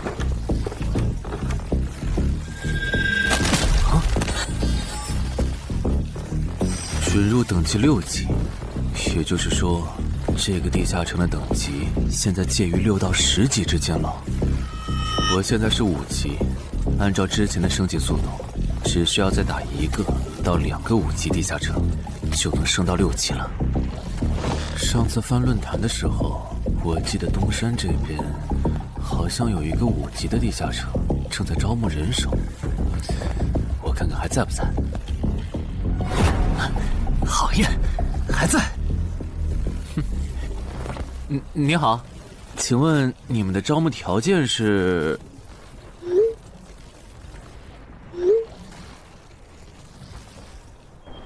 黑市金币？你问这个干嘛？我闲着没事翻论坛，发现论坛上的冒险者彼此之间做交易时，使用的货币不是现金。冒险者之间做交易，除了用地下城入口和掉落物，就是用黑市金币当货币。黑市金币有什么特殊之处吗？为什么不能用现金交易？黑市金币是挑战10级以上地下城的主要收获。我以前问过安教练，他说这东西10级后有大用处，可具体咋用没跟我细说。原来如此。对了，等级没到10级的冒险者，一般是从哪儿弄到黑市金币的？我也想搞一些。新手的话，你可以试试把不用的掉落物拿到鬼市去卖。你要卖吗？要的话，我晚上可以带你去东山的鬼市。要，谢谢徐哥。东山这边的鬼市只有每周一的凌晨2点到4点有。你别看这边人很多，实际上只有1/10是冒险者，甚至更少。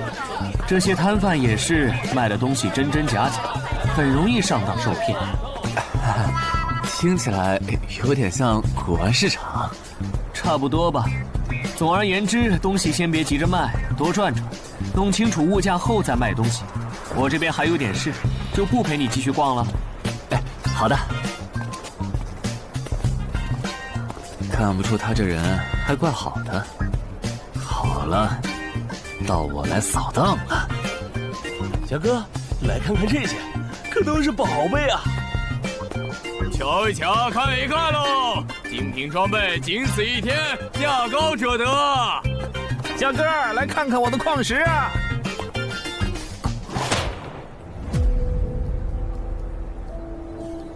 看他求过的内容，这个人想要攻略的地下城，该不会是女妖之僧吧？这位小哥，你有我要的东西吗？如果是对付女妖的话，口琴和长剑应该可以。哈，有啊。你打算以什么价格收？我得先看看货，货好，价格都好说。要看货，你得等我半个小时，我回家拿去。那你得快点，如果在这期间有别人卖我要的东西了，我可就不收了。哼，知道了。都在这里了。这个口琴确实可以吸引女妖，我可以给你6枚黑市金币。Nice。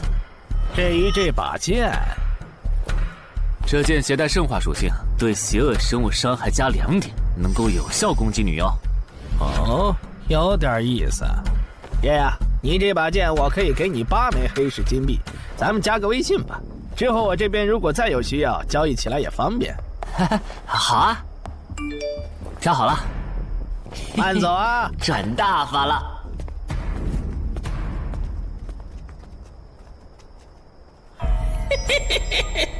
疏于防范了哟，坟场通关新人。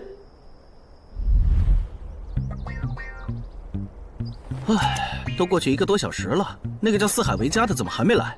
算了，不等了。各位新老朋友，大家好，我是5级哥布林地穴地下城的入口拥有者搬砖小 C。我左手边这位是协会冒险者林女士。哟，本次攻略已在官方备案，大家可以不用担心秃鹫的问题。这边的3位大叔和我组队过3次，是实力和人品都很过硬的老手。这小子怎么每次都这么磨叽？然后是本次行动的金主，目前还是普通人的王老板。大家好，鄙人姓王，是东山地产的经营者。最后是新朋友，爱写作的东山市民，和今天也很闲鱼呢。他们都是3级以上，可以胜任后援工作。大家好。哎呀，怎么这些人都喜欢在公园集合呀？上次的师傅秃鹫事件后，我都快对公园有心理阴影了。大家都互相认识了，接下来请随我前往哥布林地穴的入口所在地吧。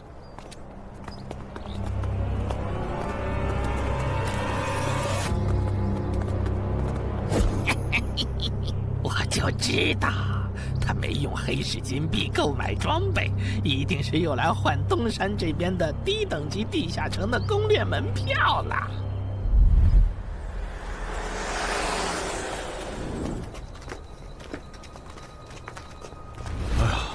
那个，还要走多久啊？啊，快了，入口就在前面。小森，这入口你是怎么发现的？这也太偏了。不是我发现的，是本地的一位驴友发现，然后卖给我的。真的假的？这年头还有发现地下城入口以后自己不攻略，反而拿去换钱的傻子？因为哥布林地穴对新手来说太难了，当时发现这个入口的驴友不止一个，但最后完成脱离任务活下来的就只剩下1个人了。人家已经是冒险者了，这地下城在开放期又攻不下来，还不如卖了，换点能用的东西，剩下的钱分给死去同伴的家属。这选择挺合理的呀，不是吗？合理是合理，但我觉得事情应该没那么简单。喂，你这人真是的，咱们都合作好几次了，你还怀疑我？到了，形状、颜色、大小完全一致。没错，这个就是5级的地下城，风险评估过了，可以进。讨厌，这一下你放心了吧？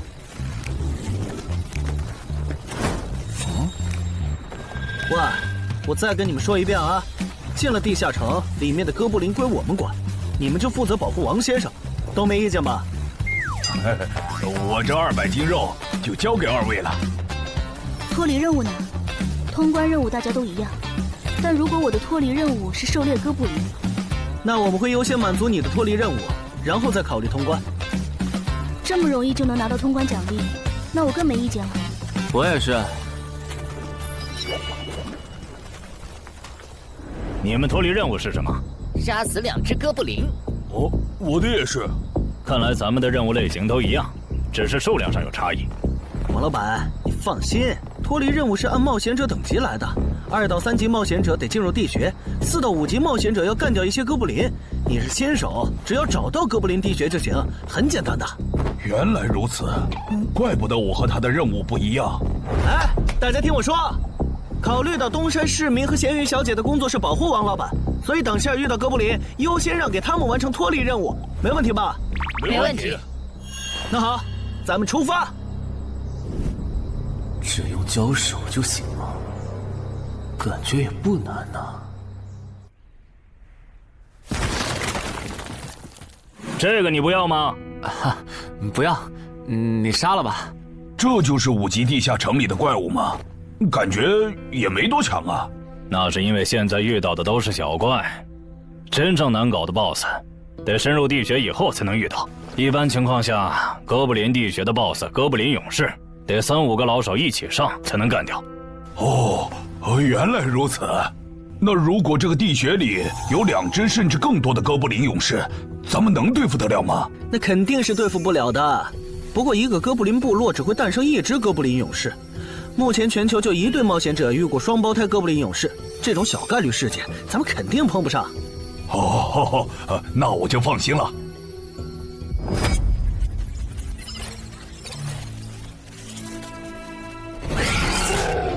速战速决，别让他们逃回去报信。麻烦了。啊？你指哪方面？从我们踏入地穴到现在，已经遭遇了4波哥布林，较明显，这地下城的小怪数量多得不正常，我们可能中大奖了。搞不明白你们这些富人究竟在想什么。你都这么有钱了，为什么还要成为冒险者？说来惭愧，鄙人成为冒险者主要是为了减肥。减肥？等等，减肥和成为冒险者有什么必然联系吗？这联系可大了。我特意托人问过，目前已知的职业里，有一种不需要锻炼，只要打坐消耗多余的体质，就可以不断变强的。你不觉得这种职业很适合我这种有钱，但是又下不了苦功去锻炼的人吗？花这么多钱竟然只是为了减肥，你们有钱人的世界真难懂。你们在聊什么？嘿嘿，能让我也加入吗？哦呦，连锁子甲都准备了吗？程先生真专业。你之前进地下城的时候也穿的这一套？对啊，如果没有这套防具，我早就死在地下城里了。相反，我倒是很不理解，你们为什么不穿防具？搞定，换班了，下一波哥布林你们处理。行，接下来我们负责打头阵。评分机制，你不知道吗？在地下城内借助的外力越小，完成任务后得到的结算评级就越高。原来还有这种设定吗？我说你的脱离任务咋比我简单？原来是靠全副武装过了地下城。我看你到现在也没有几个有用称号，说白了，你就基础属性等级高些，跟新人比也强不到哪儿去。其实难搞，虽然知道野队不靠谱，但是没想到会这么不靠谱。8人组里竟然有2个新手要保护。你们3个等会儿再聊。拦路的哥布林小队已经清理掉了，可以继续前进了。好的。怎么有3个岔路啊？正常的5级地穴不是最多只有2个吗？看来我之前的担忧没错，咱们遇到了 bug。这是还不能透露给大众的地下城情报。平均每50个低等级地下城就会有一次实际挑战难度比当前等级高，甚至高很多的特殊情况，也就是 bug。bug 主要分3种情况，第一种是小怪数量的提升，第2种是 BOSS 数量的提升，第3种是 BOSS 强度的提升。比如我们现在遇到的，按照他这个说法，就很接近第1种。我之前经历的地下城，好像多多少少都有点问题。请问，出现 bug 的地下城，结算奖励会比平时多吗？这个要看地下城的实际攻略难度提升了多少。听说运气好，能出14、15级冒险者都眼馋的宝贝。所以，我们如果继续深入，可能会遭遇更多的哥布林。是的。听起来有点危险呢。要不这次就算了，咱们回去吧。反正我也成为冒险者了。不能回。这个地穴的哥布林数量虽然变多了，但 BOSS 的强度没变化呀。我们只要把 BOSS 解决了不就行了？只要速战速决，在大多数哥布林发现我们之前，找到并杀死这个地下城的 BOSS， 其实和正常通关没多大区别。BOSS 的强度没变化，只是你的猜测。要是 BOSS 强度大幅提高，无法快速击杀，等他的援兵一来，咱恐怕就得被困死在这地下城了。所以就要放弃啊？这点风险都不肯担，那还不如尽早转职当后勤算了。这是一点风险，情报不足就去挑战等级比自己高的地下城，简直就是找死。那个，要不这样好了，咱们举手表决，想要继续的留下，想退出的就原路返回。这主意行啊，2不耽误。来去自如，这你满意了吧？现在开始举手表决，要留下的举手。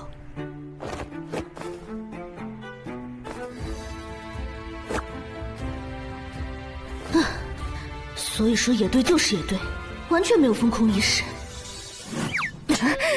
不是，你有毛病吗？他们等级高，想拼一下我能理解，你实力还不如我呢，你凑什么热闹？但我还是想试试。既然大家已经做出选择了，那就在这里分道扬镳吧。王老板，你的通关费用我晚一点退给你啊。哎呀，不用，就当交个朋友了。走了。哎呀，你等等我！一定要走左边吗？我觉得右边更好啊。那就猜拳，谁赢了听谁的。要是平局怎么算？吐吗？这2人平局就走中间呗。我怎么感觉上贼船了？石头，剪刀。不！长爷，我赢了！哎呀，早知道出剪刀了呀！可恶！等下 BOSS 出来了，你不用上，你就负责清小怪，别让哥布林打扰我施法。没问题。那个，你为什么那么不看好他们呀？这个地下城真的有那么危险吗？你怎么知道我不看好他们的？啊，我毕竟是做生意的嘛，基本的察言观色还是会的，所以，我选择退出主要是因为这个称号，它的效果是为佩戴者指出前方的危险。之前的地穴，我就靠它发现地穴深处有俩能要我命的家伙。我听了官方冒险者给的消息，我认为这个入门级地下城是少见的双 BOSS 地下城。一般单 BOSS 地下城要3到5个同等级冒险者才能打通，那双 BOSS 的话，咱们这点人肯定不行。你信不信？我要是跟他们把话说开了，明天情报商人那儿就会有我和我这称号的情报。为啥要我牺牲自己的利益去拦着他们作死？大家又不熟。再说了，作为临时队友，我在保证自己安全的情况下，都尽力劝他们了，不听那是他们的事。那你为什么肯和我说这些？你不用担心，我不会害你。你又不在冒险者这行混，没必要为点情报费招惹我这种有潜力的人。说出来也没啥。哦，这样啊。怎么了？不能再继续前进了，外面有更致命的危险。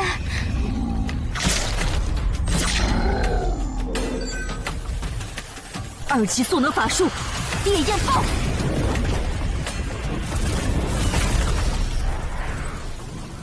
原来林开战前套给我的元素护甲是干这个用的呀！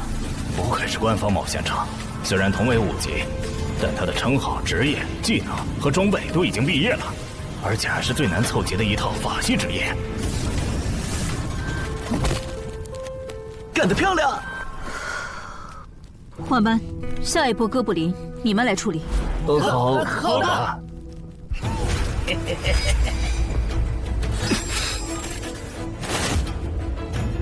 啊！你们看，那是不是 BOSS 啊？怎么感觉有点不太一样啊？应该不是吧？这么矮，和哥布林勇士完全不沾边啊！等等，这是……大家小心，这确实是 BOSS， 只不过不是哥布林勇士，是哥布林萨满。给我冲！大家速战速决，在哥布林勇士出现以前结束战斗，不然我们就危险了。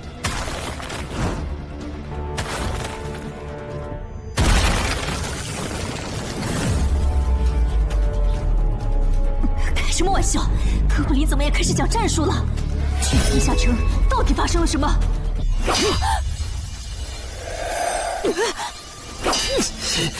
快走！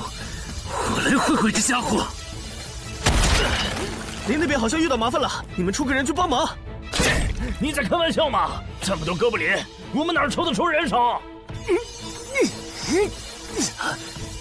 快去帮他们呀！这边我一个人能行。可是，走啊！待在这儿，影响我发挥。我会尽快解决掉哥布林萨满，然后来帮你。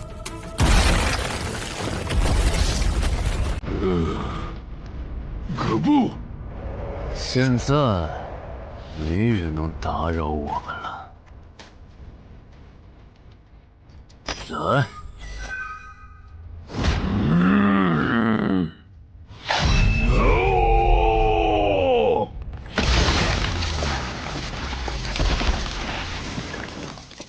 这个 BOSS 力量惊人，但太笨拙了。就算不用一步一杀，我应该也能躲过他的大部分攻击。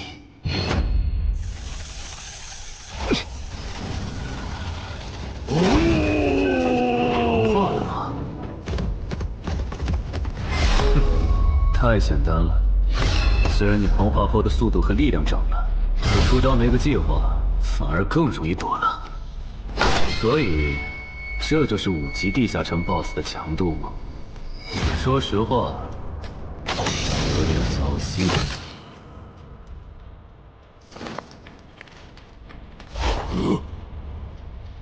你这种程度，连当我的开胃前菜都不配。可不！连死战到底的勇气都没有。这样看，我以后不用对5级地下城抱有期待了。这个地穴到底还有多少哥布林啊？再这样下去，我可顶不住了！再用一次那个火焰魔法！你以为我不想吗？这个哥布林萨满一直在用低级法术干扰我施法。等一下，通关任务怎么完成了？我的也是。石洞山市民解决掉了哥布林勇士，大家再撑一下，他等下应该会来支援我们。我看不见得，他既然已经完成了通关任务，就没有理由再回来冒险。那咱们也撤吧，反正通关任务已经完成了。不行，如果我们不能一鼓作气杀死哥布林萨满，那撤退的路上我们会被他们耗到死的。您说的对，现在还不能撤，大家顶住！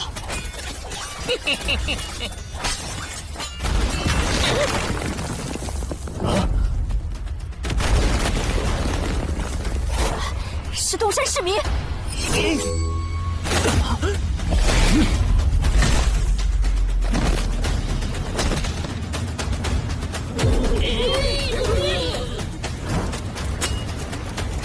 你从哪儿找来的大佬啊？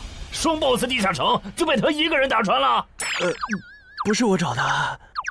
关于我的事情，麻烦大家帮忙保守秘密啊！明白。你这种有潜力的新人，容易被人盯上，等级没升上去前，确实不能太张扬。理解万岁。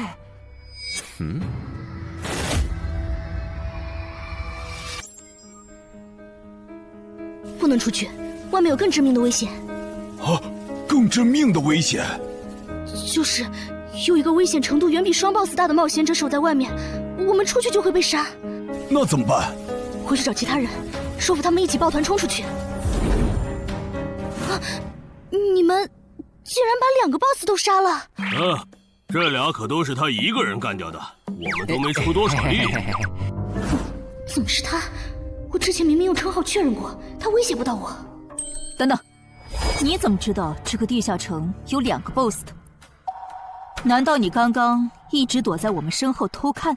那倒没有，在你们遇到 BOSS 以前，我们就已经走到出口了。之所以知道这个地下城里有2个 BOSS，是因为我的这个称号，他能帮我找出前面对我有威胁的存在。我就是靠他才知道这地下城有俩 BOSS 的。不是吧？你有这么好用的称号，你之前不提醒我们？我是没有直接提醒，但我有劝过你们不要继续深入地穴吧。那你为什么又折返回来？因为出口那边有一个比双 BOSS 更强、敌意更浓的高等级冒险者在堵门。啊！外面有高等级冒险者在堵门，你确定？确定。先是地下城难度超标，再是高等级冒险者堵门，可疑的地方太多了。说，是不是你搞的鬼？不是我，不信咱们签单向契约确认。等等，堵门的高等级冒险者，不会是那个爽约没来的四海为家吧？那个，我想问一下，你的称号可以预知危险，那如果我对你流露出杀意，你能判断我和堵门的人谁更强吗？能。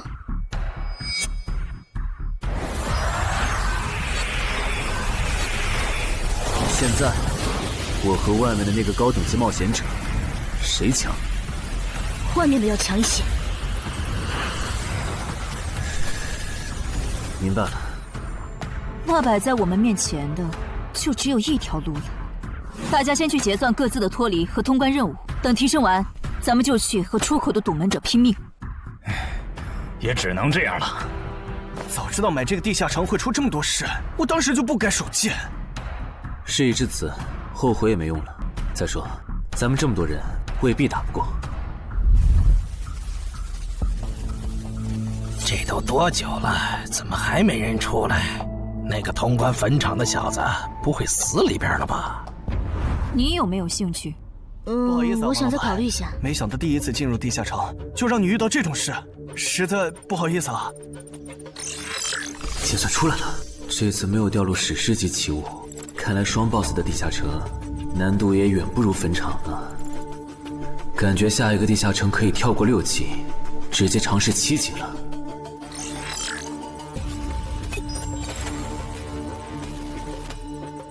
不算置此地而后生的话，能在一会的战斗中派上用场的，应该就只有扮猪吃老虎、奇迹生还者与传奇过招、自适应、暗行艺术和守护者。与传奇过招这技能比置死地而后生差点，能让我状态拉满，但要扣4力量、4敏捷、2感知。至于暗行艺术，应该是和扮猪吃老虎搭配，靠扮猪吃老虎走到目标的视野盲区，然后换暗行艺术逐渐接近目标，最后再切到置死地而后生，从而打出完美的突袭。至于守护者，最合理的应该是依靠与传奇过招的感知+2，提前确定目标的下一步动作。要是目标跑去攻击别人，就切换称号守护者去阻拦他。围绕这2个称号展开的战术，感觉都还可以，但如果硬要选一个，还真不太好选。先瞅瞅新得的职业技能和奇物有啥效果，再决定下一步吧。这个向死而生不错呀，就凭它能够提升步伐和身体柔韧性这一点，搭配一步一杀的技能效果，我以后就可以在闪躲的同时攻击敌方要害了。好技能啊！还有这个假死技能，考虑到在现实世界，冒险者死后是不会产生掉落的，我完全可以利用这个技能装死，然后找机会偷袭反杀，兵不厌诈。只要那个堵门的不是脑子有毛病，非得跟尸体较劲，我就能狠狠地阴他一把。当然，这是万不得已的选择。要是可以的话，我肯定想光明正大的赢。哇，这次掉落的东西都很棒啊！骨笛、萨满旗帜和传承之书，以后去地下城就能有个哥布林跟班了。而且这个哥布林的秘药搭配上骨笛，运气好的话，能拉来一只哥布林勇士当打手。保险起见，我就不继续囤升级券了，先把战斗力拉到最高再说。我目前持有的奇物中，等级最高的就是这家伙了。把奇物升级券用在他身上，肯定是最优解。就这样，对传奇亡灵库罗德的头盔使用奇物升级券。只能升到史诗级。那算了，先用装备熔炼炉把这几个用不上的给熔炼了，看能出什么好东西，再决定奇物升级券用在哪儿。不是装备型的奇物不能熔炼吗？那我手里没用的装备，估计也熔不出啥好东西。没办法了，用奇物升级券提升被污染的名剑吧。使用奇物升级券。好酷的剑！头盔和武器确定了，那装备祈愿券就用在防具上吧，正好替换掉我买的锁子甲。厉害！这套铠甲穿起来比我之前用的锁子甲还轻便。东山市民，你那边完事了吗？差不多吧。你们整理完了吗？完事了，再给你们上一轮 buff，就可以出发了。你的装备好酷啊！这些都是你在这个地下那再等我一下，我招个怪物随从。啊！喂，别无视我呀！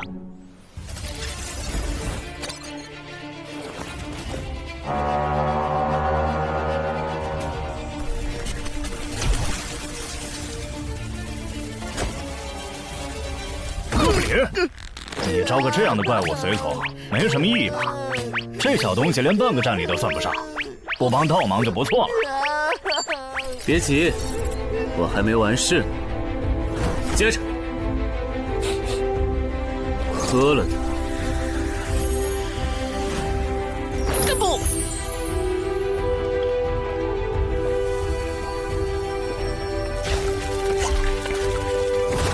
妈呀！你这是给他喝啥了？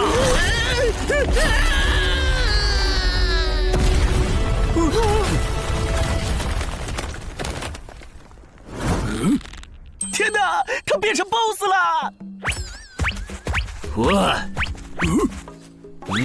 那边有适合你的衣服和兵器，自己拿吧。你的随从不会失控吧？毕竟是 BOSS 级别的哥布林。不知道，不过你可以让他用称号看看这只哥布林对我们有没有敌意。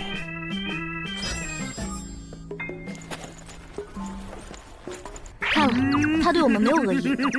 那就好。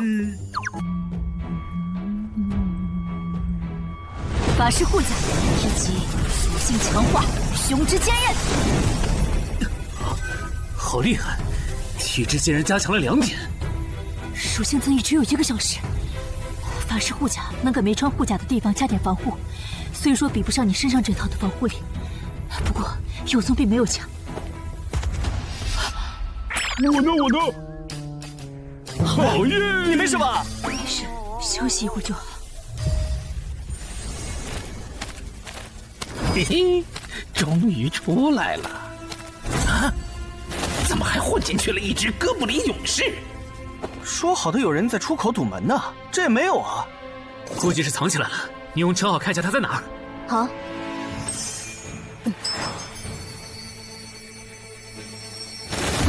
找到了，他躲在1点钟方向最粗的那棵树后面。大家小心，他在入口前面放了很多捕兽夹，注意别踩到了。捕兽夹？哪里有捕兽夹？有探查类的称号吗？真是够讨厌的。原来是他，这么一来就全明白了。女妖之森刚通关，他不去那儿的黑市买通关物资，却来东山碰运气，肯定有猫腻。知道我在东山的没几个人，团队领袖跟我签了保密协议，肯定不是他。那个戴眼镜的护士也不太可能，所以是商里。还是徐茂？这个人好像有点眼熟啊！等等，你是高成勇？对方很有名吗？何止有名，他可是明广一带最臭名昭著的通缉犯。别看他只有7级，死在他手上的冒险者，光是已确认的就有上百号人了。他不光是想抢别人的通关调度，还想刷出针对人类的称号，说不定现在已经刷出过量杀戮人类这个称号了。看来你很了解我吧？是协会的官方冒险者吗？果然，他已经刷出了那个称号。这样吧，我们做个交易，那小子留下，你带其他人走。这条件可以啊。要不咱们……别信他！协会的档案里，高成勇有放过目标然后再猎杀的记录。要是你们真的信了他的瞎话，等他干掉陈海，再用追踪手段把你们一个个找出来，你们连还手的机会都没有。没错，虽然他嘴上说放过我们，但对我们的恶意一直没有降低。他在说谎。连恶意也能侦测吗？这样好了，既然他的目标是我，那就由我和哥布林勇士主攻。你们看时机牵制，大家都是一根绳上的蚂蚱，这种时候就别心存侥幸了。当然，如果你们中有人实在怕死，那就赶紧滚，别拖我后腿。我们会做好辅助工作的。看不出来你人还挺好的，要是我绝对逼着他们一起上。打你，我们俩足够了。哼。我就知道你们这些走大运拿了 S 级评价的新人，就会自命清高，觉得别人都是你们成长的垫脚石。但现实可不是这样的哟。新人在1到5级时很难搞到成体系的称号、职业、技能和装备。你的武器和铠甲这么豪华，我猜大多是装备吧。不巧哦，我的技能天克你这类新人。正射出迟缓术，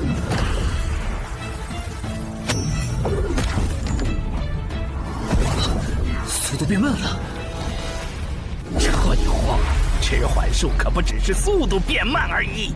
遇到使用长镰这种冷门兵器的我，谁上了迟缓术的我，也根本接不住你的招。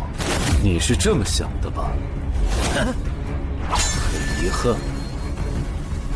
如果你就只有这点东西的话，那很不幸的告诉你，今天你踢到铁板了。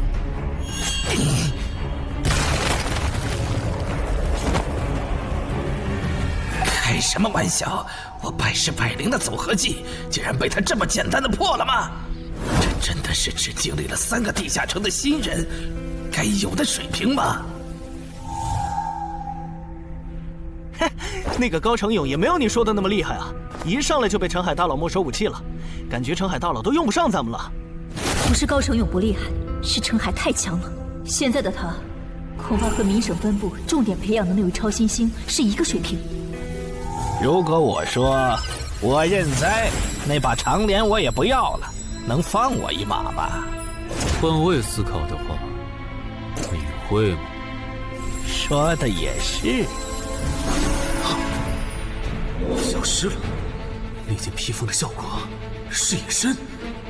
唉，一想到超新星要死在我手里，我就感到惭愧呀。如果你没遇到我这样的新人杀手，大概会成为传说级冒险者吧。可惜，今天你就要死在这儿了，是你选择的死战。澄海，小心，那人没走，就在你周围。你这娘们儿！你在看哪儿呢？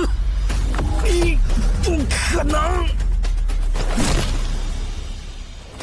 你怎么知道我在这里的？因为我感知20，你的一举一动在我这儿都是明白。蛮感知吗？这个人你来杀。好嘞。老天，真是不公平！我想问一下，3人冒险者如果要加入协会，录入个人信息大概要多久？工作日的话，半天。这么看来，就是云霄市协会泄露消息的。我申请加入东山的官方冒险者协会，不过我前天口头上答应要加入云霄市的，他们还没录入我的个人信息。现在换到东山，程序上合规吗？当然，我代表东山市冒险者协会欢迎你的加入。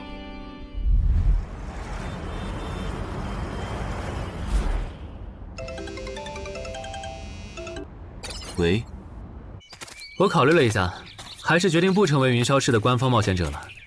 为什么？你的个人信息明天就能录入进系统了，怎么又变卦了？因为我刚刚除掉了一个 A 级通缉犯，叫高成勇。东山的冒险者协会知道后，邀请我成为本地的官方冒险者。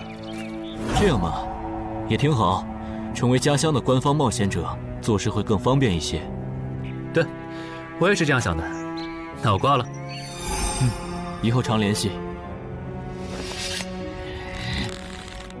废物，都是废物！你那边说完了？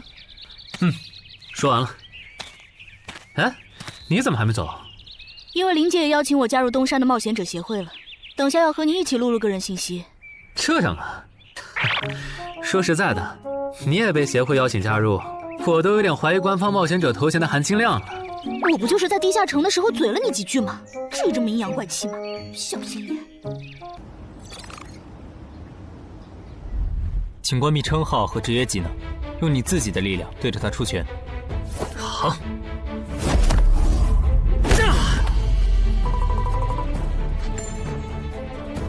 不愧是官方，测技出属性的工具比变身馆的强太多了。12点，那我呢？他们测完了吗？测完了，他的力啥玩意儿都是12。17点，只有12吗？这跟他之前的表现差太远了，我以为他至少14甚至15呢。只有12点却能杀掉9级的高成勇，主流的职业称号肯定够大。等我激活了职业和称号，再测一次，肯定压过你。澄海先生，你的个人信息已经录入了，这是你的证件。这么快？特事特办，你可是以1级之力打穿了双 BOSS 地下城，还单枪匹马完胜高成勇。另外，6到10级官方冒险者每年得通关2次协会指定的同级地下城，不然就得从攻略组调走去情报或资源采集组。把时间花在身体塑造和实战训练上，半年通关1个地下城就行。没问题。还有就是，总部时不时会有借调任务，借调时你表现出色就有奖励，奖励能换协会里的称号线索、转职证书和奇物。不过一般只有9级以上的冒险者才会被借调，你暂时不用考虑这些。有一个问题。你说。称号线索是什么？称号线索是总结好的称号获得办法。你回去用证件 UID 登内网，看看协会称号图鉴里有没有你喜欢的。要是手里有没用的奇物或图鉴里没有的称号线索，就卖给协会，换自己想要的东西。了解。对了，你打算什么时候遣散你的随从？啊？不能在这边养吗？我这只哥布林骨笛是随机召唤哥布林啊，送回去的话，下次召来的可能就不是这只了，那我不就亏了一瓶秘药吗？这你不用担心，除非你的哥布林勇士在那边的世界战死，或者你打算随机召唤别的哥布林。原来如此。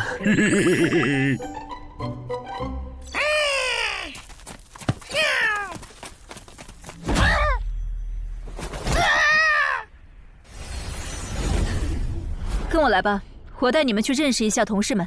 好。大佬好，我叫梁家坤，是东山这边的冒险者候补，目前的利米分别是。哎，你别每次见到厉害点的冒险者都跟报菜名似的，把自己的利米数值甩出来啊，这样很得罪人的。哎，有什么关系嘛？我的数值总不可能比澄海大佬的还高吧？不，你的就是比他高。你是东山这边的入口管理者？在东山专家级地下城没打通前，干不了入口管理者的活。好，所以入口管理者另有其人是吧？那他没来是因为在攻略东山这边的专家级地下城？那倒没有，他没来是因为在处理昨天突然涌入东山的通缉犯。据说好像是因为东山市出现了坟场的通关者，那些人都是奔着他来的。哈哈，这样吗？坟场那个老手坟墓啊，哟，那可是出了名的 bug 级地下城，能产出奇物升级券。啊！你们这样看我干什么？我说错话了吗？你还没意识到吗？意识到什么？那个，我就是坟场的通关者。什么？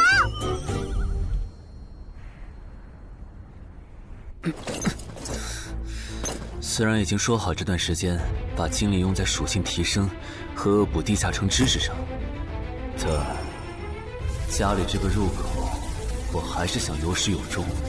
一个人单刷的，我全力以赴的时候，大概相当于10级。完成脱离任务应该也没什么难度吧？感觉也没怎么变。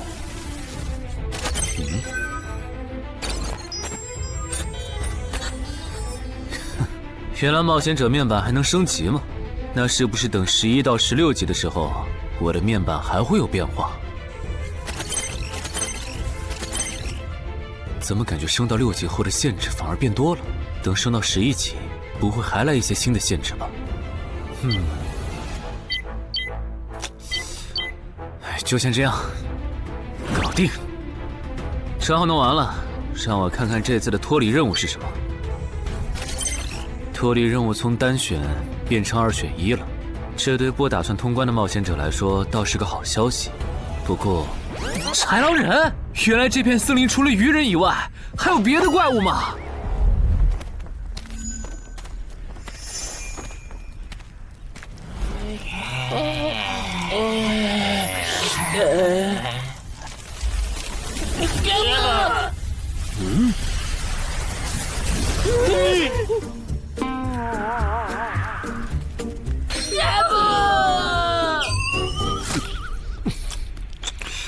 所以在你看来，那些豺狼人阴险狡诈，并且还特别喜欢欺负弱小，是吗？没错没错，就是这样。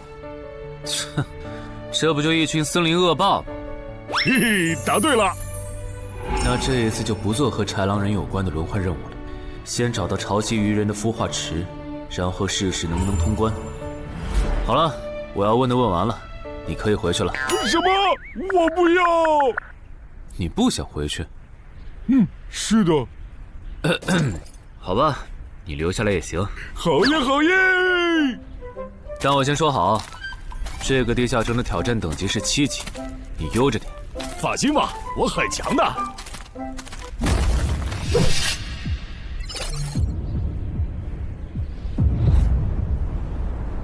结果你还真组了个野队，让人家带你通关。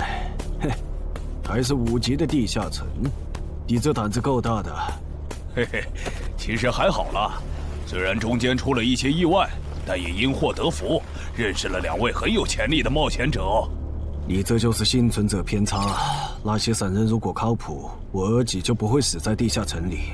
我知道，所以我是确认有官方冒险者兜底以后，才决定下去的。说起来，前几天的新闻我看了，你儿子的死好像不是意外。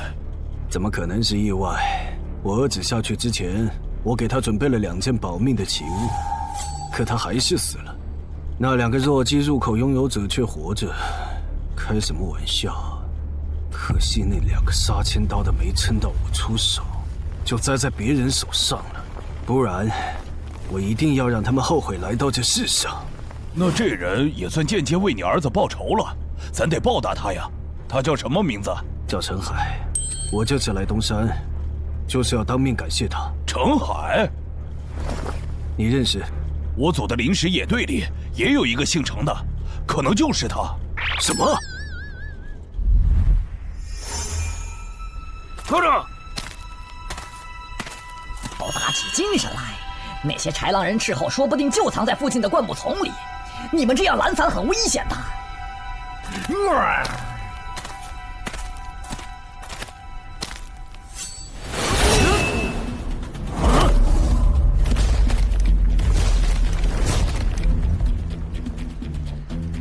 话说，你会说他们的语言吗？当然，需要我帮忙翻译吗？先不，我有一个能在这种场合上派上用场的奇物，如果它不好用，我再找你。你们的孵化池在哪？告诉我，我可以留你们一。你以为我会出卖我的族群吗？绿皮傻大个的小跟班儿！你以为我会出卖我的族群吗？绿皮傻大个的小跟班儿！有种你们就杀了我！队长死了，别得意，领军大人会为我们报仇的，咕噜。在湖底有一个水下洞穴，穿过洞穴会抵达一个天然的地下洞窟，我们的孵化池就在那里。你叛徒，咕噜！这只留他一命，挂树上，之后咱们去找湖。你跑那么远干什么？人类果然都不是好东西。那个冒险者很强。不好，是白战的霍格。去通知游击队，把湖里的鱼人引出来，给这个冒险者创造破坏孵化池的机会。好的，霍格老大。至于你，哇，这湖比之前用无人机航拍的时候感觉还大。得先找到水下洞穴，然后游好久才能到孵化池。就这要求，能把99%的冒险者都给淘汰掉。不过好在我有海之炎能水下呼吸，虽然不会游泳，但头盔里有库罗德水下战斗的经验。老大，我不会游泳，我可不可以先回去啊？你不会游泳？行吧，那我先送你回去。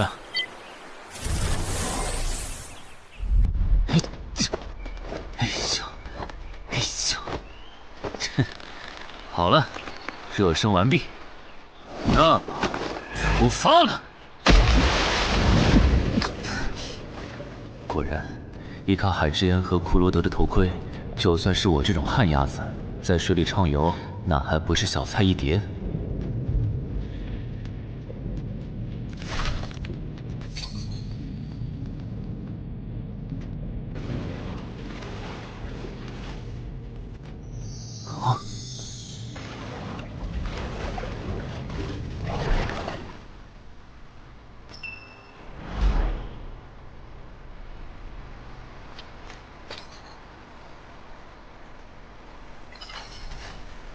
常驻脱离任务完成了，看来这里就是鱼人的孵化池了。但是，怎么没看到守卫？算了，不管出于什么原因，现在是通关的最好机会，这一点不会错。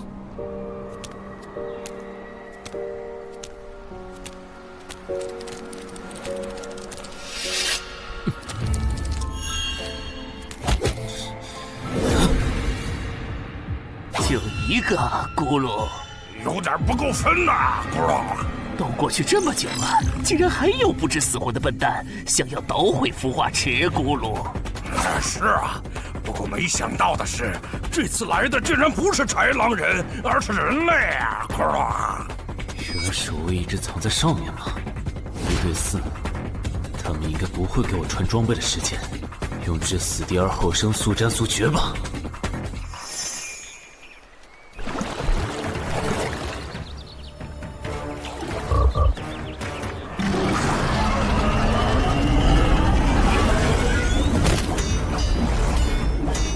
人类闯入孵化池，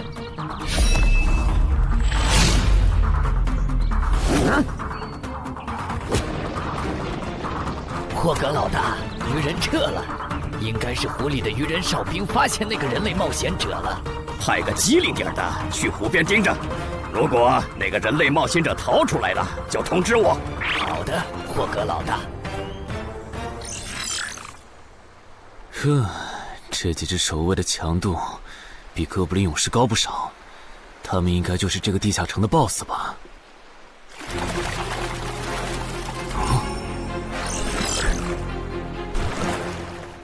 6到10级这个阶段的地下城 BOSS， 通常可以划分为团队增益型和个体高战型2类。前者实力一般，但可以为同种族个体提升综合实力。独狼面对这种类型的 BOSS， 几乎很难靠一己之力通关。每次上我的课，你不是翘课就是打哈欠，怎么？我的课有那么无聊吗？但你今天讲的内容之前不是讲过吗？你要是说点11级以后的常识，我说不定会认真听。你以为我喜欢讲这些？还不是因为你们这些莽夫 ！CJ 的超新星不自大，不单人去调高等级地下城，就不会被 BOSS 弄死。公司也不会把我临时叫过来跟你们突击补课了。什么？顺治死了？是啊，你这几天没上论坛吗？大家都吵翻天了，说他的死浪费了 CJ 对他的投资。哼，这我还真不知道，到底怎么回事？你快和我说说。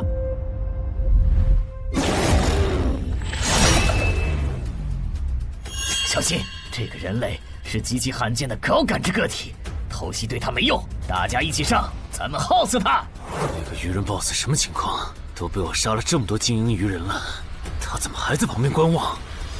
难道这些实力比哥布林勇士还强的鱼人，在他眼里都是小喽啰吗？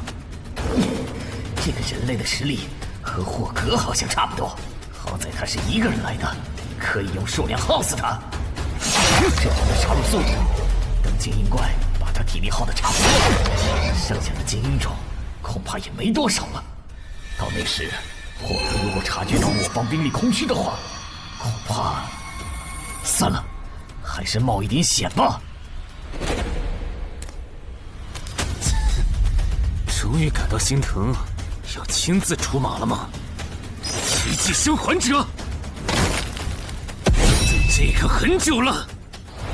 领军大人小心，这个人类冒险者和霍格一样强。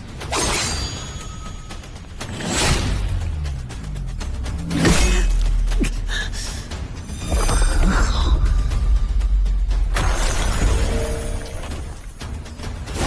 领军大人，别管我，他伤得更重，还不擅长水下作战。就算没我帮忙，你们也能轻松杀掉他。把脑袋给我带回来。是，领军大人。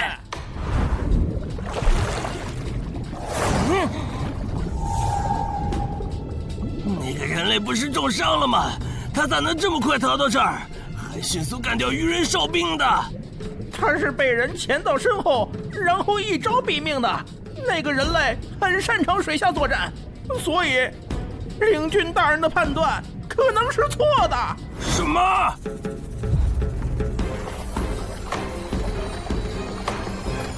该死，总算活着逃出来了。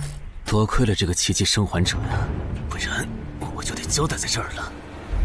果然和我预想的一样，那个鱼人 BOSS 沉不住气，要是他再稳点，我就会被耗死了。怪不得团长说，独狼到了更高级的地下城会越来越吃力。一挑多肯定没胜算呢。看来我还是得找些厉害的队友了。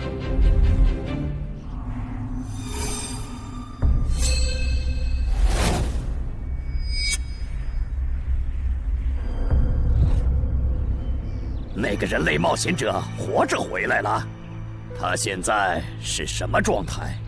我不敢靠得太近，怕被发现，但可以确定他伤得很重。嘿嘿，重伤的冒险者嘛。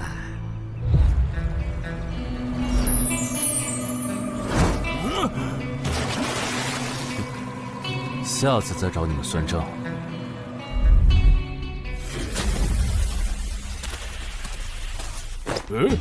已经结束了。失败了，孵化池里的鱼人太多了，我一个人杀不完。我刚才翻了下你们的传承之书，如果你的战斗累积到一定场次，会升阶为更高等级的百战哥布林。以后你就用这把剑斩杀和你实力差不多的地下城怪物。等你成为了百战哥布林，这剑对你没啥用的时候再还给我。那您用什么？哼，我用这个。对了，你以后得练一下游泳了，后面我还要再打一次这个地下城，到时你得出力。好吧。这一定是豺狼人干的。激活技能，与死亡共舞。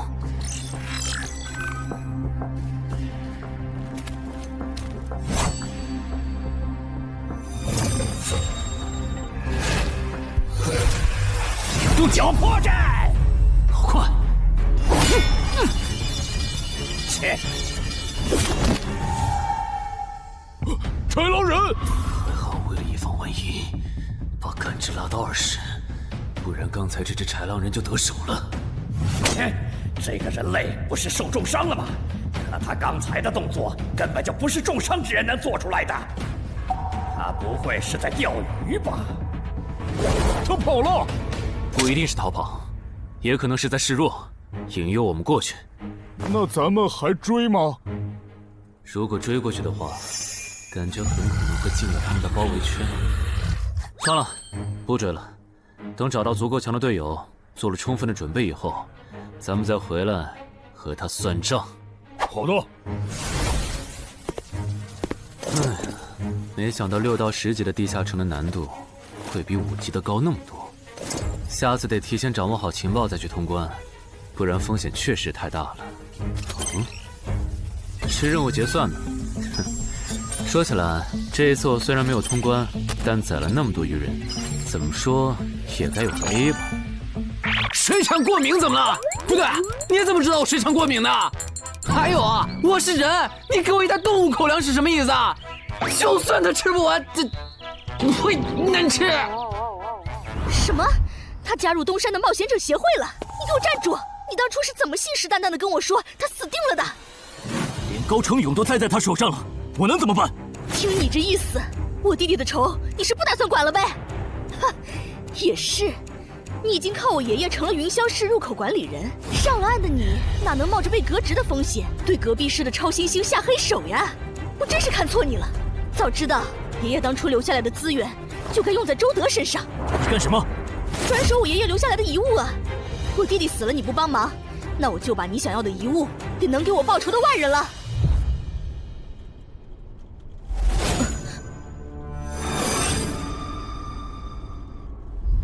361、362、363。安然，黑市上出现了个你可能会感兴趣的悬赏。说内容。有人用传说级冒险者的遗物作为奖品，悬赏东山市某位超新星的命。徐茂又惹到谁了？不是徐茂，但这个人咱们都认识。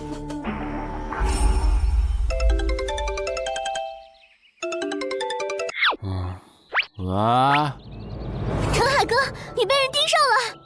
我知道呀，这问题不是已经解决了吗？这次不一样，有人在网络黑市高价买你的命。哎呀，你别不当回事！发出这则悬赏的人出价很离谱。我哥说，如果不是你救过我，他说不定也要分一杯羹。具体怎么回事？你再详细说一下。就是我哥他们在网络黑市上看到。还真有你的悬赏。能查出来是谁发的吗？不用查，就从这则悬赏的报酬反推，发出者大概率是已故的传说级冒险者周建明的直系亲属。你怎么和他们结上仇的？他们为了你把遗物都掏出来了。不知道，我都没听过这个人。行吧，那我现在联系老大，让他说服对面撤掉这则悬赏。如果是误会的话，看能不能让老大组个局帮你澄清一下。好的，那拜托了。对了，这几天你就待在协会吧。传说级冒险者的遗物一定会吸引很多人铤而走险。被人捷足先登了？不对，这里似乎没发生战斗。看来那个叫程海的，当时应该在攻略自己家里的地下城。真不知道他是幸运还是不幸。虽然因为家里的地下城躲过了第一波袭击，但被堵在地下城里的话，他连逃都没地方逃。除了我和目标以外，这个地下城还有4个人，不知道是敌是友。你卑鄙！哪有你们人类有病？我不就派了个斥候守在出口吗？至于让你们杀过来吗？搞得我现在受伤不说，手底下的兵也被消耗的差不多了。如果昨天那个冒险者又回来了，不行，留得青山在，不愁没柴烧。这点不能待了，得赶紧走。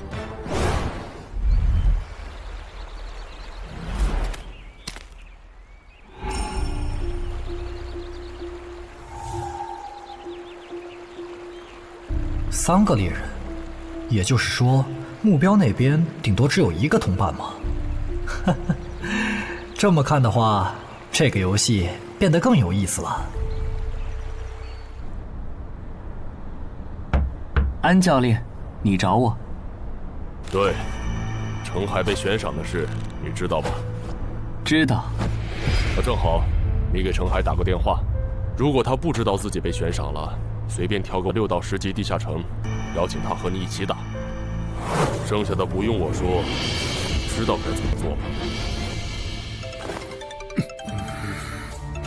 徐茂打过来的，肯定因为悬赏的事。不知道他是来提醒我的，还是来试探我的。哎呀，算了，还是不接了。反正家里地下城入口这次肯定是暴露了。要是之后问起来，我就说在攻略家里的地下城。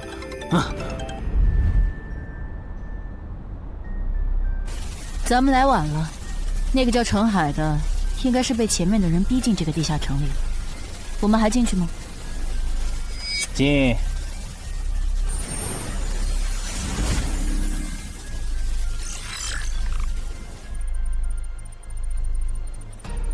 又进来2个人。等等，这个轮换脱离任务怎么变得无法完成了？难道说这个地下城的精英豺狼人已经被杀到不足5匹了？你好，那边的人让我问你，要不要一起开个会？那边的狂战士好像有事要跟咱们商量。也就是说，你和你的同伴是最先进入这个地下城的，程海不在这里。对。那我不明白了，你们没堵到人，为什么不离开，反而在这儿扎堆守着湖呢？因为我同伴的主职业是海兽祭司，他因为职业特性的原因，发现这个地下城刚刚诞生了一只英雄级鱼人，他想趁着对方还未成长起来，和他签订主仆契约。那你们呢？你们为什么不去做轮换脱离任务？因为我们进入地下城用无人机找程海的时候，只发现了守在湖边的他。等我们赶过来以后，他既不承认程海在湖里，又不肯交代他守在湖边不走的理由，那我们能怎么办？只能陪他在湖边耗喽。这不能怪我呀，我总不能说我的同伴下水了，但我不会游泳，只能在岸上等他吧？你这家伙！啊，我怎么了？先等一下，你们的事情我大概了解了，但这应该没有商量的必要吧？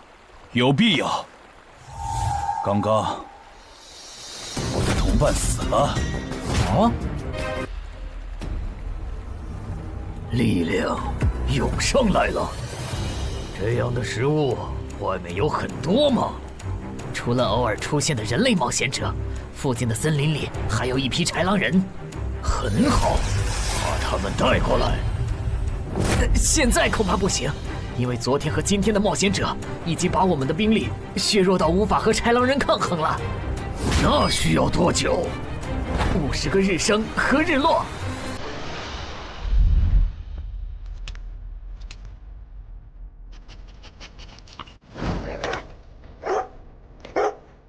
没想到独狼闪怒竟然死在了这个地下城。他不是一直这样忙吗？遇到克制自身的地下城，就会因为没有人帮他兜底而陨落。是这个道理，但这白痴为了断其他人的后路，单独猎杀豺狼人，结果把自己给玩死，是我没想到的。那我们之后怎么办？鱼人的孵化池大概率在水中，我们的职业和奇物都不适合在水下作战。完不成脱离任务的话，我们会被困在这个地下城的。这个地下城的最大挑战者数是15，除了我们和这个白痴以外，还有12个名额。只有其中有擅长水下作战或者能帮助我们完成脱离任务的，我们就能脱离。所以，回出口。我都说多少遍了，我的同伴是海兽祭司啊！这个职业的水下作战能力很强，以他的实力，不可能连逃回来都做不到。这个地下城绝对不正常。关键是现在要离开这个地下城，只能靠常驻脱离任务，这下麻烦了呀！回出口吧，排除掉那个搞崩了轮换任务的王八蛋，这个地下城还能再进7个人，说不定其他人里面就有能帮助我们完成脱离任务的。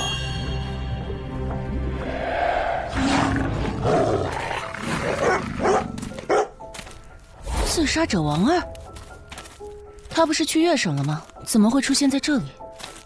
你们得手了？没，目标可能根本就没进来，咱们被耍了。可以啊，海哥，我还是第一次听说有6级冒险者的悬赏金能和史诗级器物挂钩的。这又不是什么值得骄傲的事，而且不管从哪个角度看，官方冒险者被公开悬赏这件事都太奇怪了吧？你这么一说，倒确实是。虽然冒险者适用的法律和普通人不太一样，但官方冒险者被公开悬赏这种事，我也是第一次见。因为悬赏的发起人很特殊，他是已故传说级冒险者周建明的孙女，而周建明就死在天门入口翻船事件中。好痛啊！上吧！所以，战死在天门的周建明的后人才会继承遗物，拥有诸多特权。对，又因为周建明的孙子死在了坟场，而你又救出了2个本不可能活着的一般市民，堵死了他弟弟的生路，所以周建明的孙女才会迁怒于你，想要你死的。照你这说法，我们的矛盾岂不是化解不开了？那倒不至于，老大已经约了米省负责人，也就是周建明的旧友，还有发布者，一起谈这件事情了。快的话，下午就能谈出个结果了。我们没来晚吧？没，刚刚好。那就好。啥情况？怎么进不去？刚刚那个人还可以的，不会刚好到我就满员不让进了吧？我觉得我们现在得团结起来，一起完成任务。话说，你们找到程海了没？他根本不在里面。啥？程海不在这个地下城？脱离任务需要下水才能完成？对，本来轮换任务不用下水的，现在任务推进不了，只能等入口翻转以后再进去了。关键是这片森林里的物资可能不够我们撑到入口翻转的那一天。那怎么办？有人的物品栏里带了足量的食物和水吗？我可以高价收。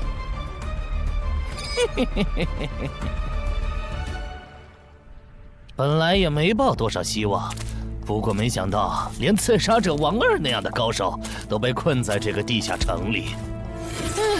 这样看，少了这些竞争对手，等我完成脱离任务出去以后，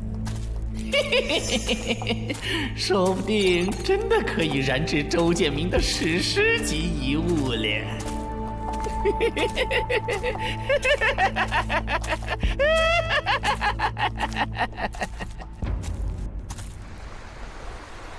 什么？有远方的鱼人部落派使者来拜访我们？是的，对方自称是寇涛鱼人的大祭司。大祭司？吞噬者大人，要和他见一面吗？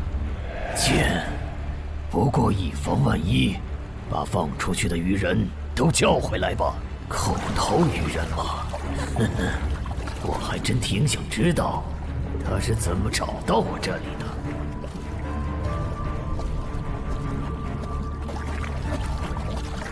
领军大人答应见你了，跟我来吧。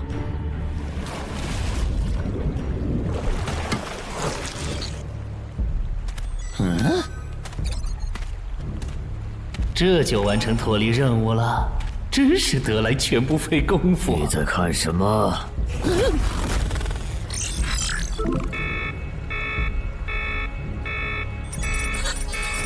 英雄级单位，7级地下城怎么会有英雄级单位？你在发什么呆？吞噬者大人问你话呢。别慌，他们看不到我的任务面板，只要找个理由搪塞过去。理由，有了。本祭司拜访过很多鱼人部落，但像你们这样能把孵化池放在地表生物完全无法到达的部落，我还是第一次见，一时有些惊讶。这样啊，那不怪你，毕竟不是哪一只鱼人都能找到这样的风水宝地。嘿嘿，不对，他有问题。天赋不会说谎，打他出现在我视野里的那一刻开始，我的天赋就一直在提醒我，吃掉他，我还能再升一级。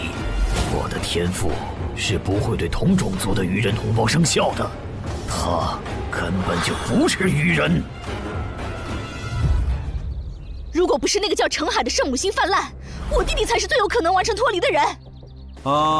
官方冒险者应急预案操作手册第4条，被卷入生存类地下城翻转拉人事件，需优先帮助弱势群体完成脱离任务。程海的操作完全合规，不是他的问题。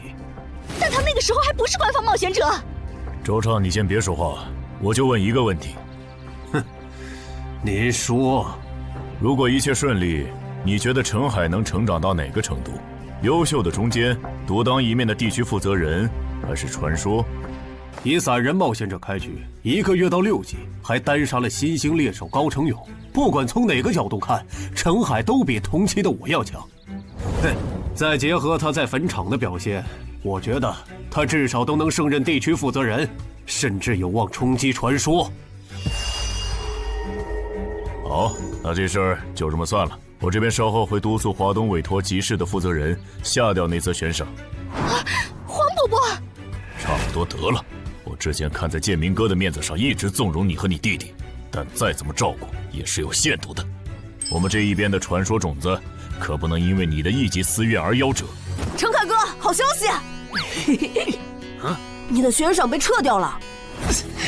好呀！程海的悬赏没了。这才24小时不到吧？谁这么效率？看来只是悬赏被撤回，不是有人有事。他刚微信回我了。所以是郑仁君出面私保了吗？没想到他这么看好这个新人。黄伯伯，那则悬赏是您点头了以后我才发的，为什么那个郑仁君说几句您就改口了？他郑仁君的面子有那么大吗？如果只有东山方面的施压，我其实还能帮你扛几天。但现在是除了协会内部，还有别的方向的压力也给到了我这里。那个叫程海的人脉比你想的要广。别打了，我知道的我都说了，给我个痛快吧。大人，已经审完了。哦，森林里有12名冒险者，实力和豺狼首领差不多。他们不擅长水下作战，不用担心会打过来。现在被困在森林里，无法撤离。森林里食物少，撑不到50天。有点意思。这位就是东山市的入口管理者邓仁君，你的事就是他出面说和的。谢谢郑哥。客气。虽然华东委托集市已经撤掉了针对你的悬赏，但保险起见，未来2个月你还是别出这栋楼了。外面指不定会有高等级通缉犯冒险来杀你，然后找悬赏发布者领赏。有道理，那我不出去了。等一下，那悬赏陈海哥的人呢？这种坏规矩的事儿，他难道就没有处罚吗？发布者毕竟是周建明的孙女，官方不太好处罚她。不过对她丈夫伤礼的处罚，过段时间会下来。她应该当不了云霄市的入口管理者了。周建明遗物的保管权现在归民省负责人黄雪了。虽说所有者还是周昌，但以后交易赠与都得在黄沈监督下进行，这样他就没法再给你使坏了。对了，我家有一个7级的地下城入口，距离反转还有50天。既然未来2个月我都要住在这里，那我用不上了，我选择上交。什么？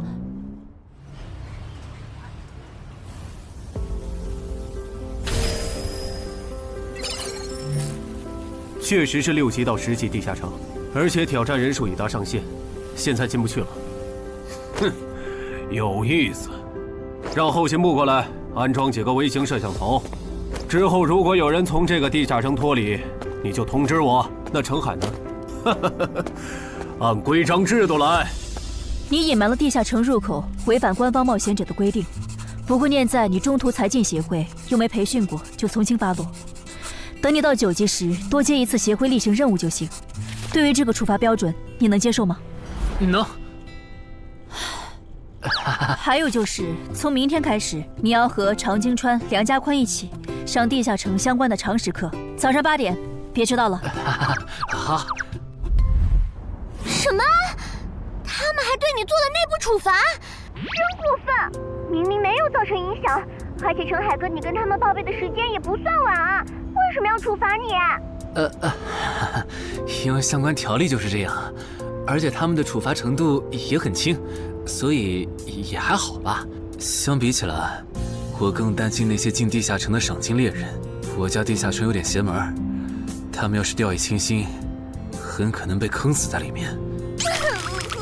陈海哥，你人太好了，明明是他们要害你，你却还在为他们考虑。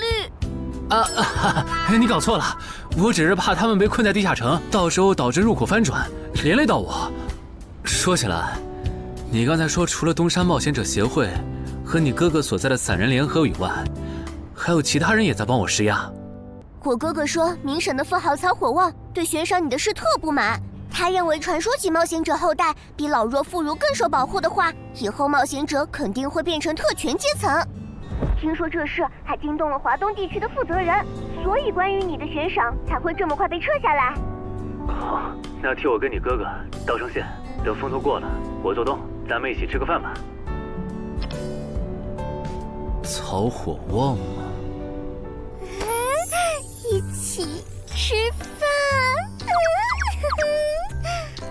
啊，小妹真是的，为了个不知道从哪儿冒出来的野小子，竟然让大哥你用掉了这些年积攒下来的人情。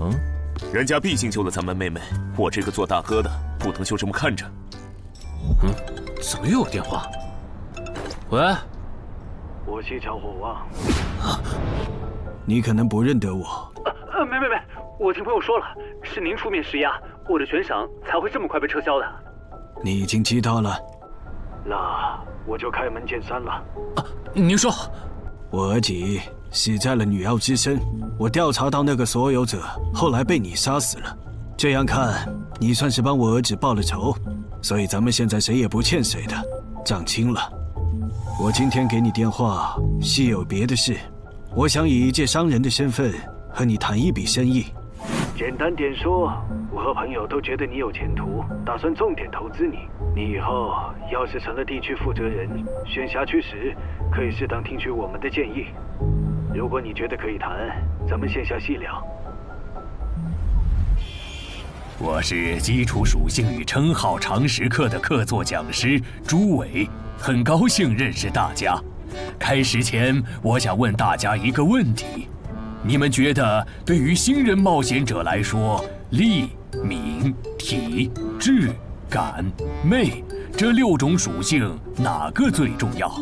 这还用问？肯定是力量。毕竟脱离和通关任务大多需要击杀指定怪物才能完成。现在都知道，进地下城得备好防具和开刃武器，有兵器帮忙，哪怕身体弱得像软脚虾，也能击杀低等级怪物。对新人来说，力量够就成，多了那也是白搭。反倒是敏捷更能提高冒险者的生存率。这位学员说对了，在协会统计的数据中，刨除掉称号、职业和装备，对低等级冒险者的存活率和内战胜率影响最大的属性就是敏捷。敏捷影响冒险者在地下城内的存活率，这点好理解。但冒险者之间的内战，为什么也是敏捷占主导？很简单，低等级冒险者的称号、职业和装备都不成套，没法弄出有效的攻防体系，所以他们内战时谁先动手谁赢面大。这时候敏捷就很关键了。原来如此，怪不得我遇到的秃鹫和通缉犯不是速度很快，就是打法非常克制、速度快的冒险者。原来点在这里。极限加敏捷的冒险者到6到10级就不好使了。一是这阶段冒险者能靠地下城掉落完美攻防，二是地下城等级一高，怪物种类和数量猛涨，光靠敏捷自己单干没法应对任务和怪物都变强的新情况。那6到10级这个阶段，哪种属性收益最大？6级之后，除了必定作为攻略组核心的超新星以外，其他冒险者都得按团队需求调整自己。这时候别管啥属性收益高，得看团队要你咋发展。原来如此。但不同属性之间多少会有一个模糊的价值差吧？比如同样是1点属性，加在感知和加在力量上，谁更划算？这个确实有。目前公认的排序是：魅力大于感知，大于智力，大于体质，大于敏捷，大于力量。魅力最高，为什么？我也不知道。不过这个排序是传说们公认的。作为金字塔最顶层的冒险者，他们的判断必定有其缘由。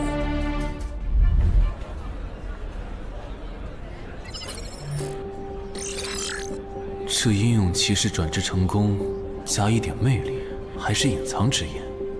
可我主职业就是近战，副职业再选同类，会不会最后效果1+1小于2啊？想什么呢？没什么。不想说就算了。对了，林姐让我问你，下午的冰击课你来吗？啊？这次好像有越省来的武术大师指导我们。停！第7局，长鲸穿胜。枪的优势这么大吗？算上达人绷带的效果，我等于是被14比0了。关键他的速度没我快，体力也没我好啊。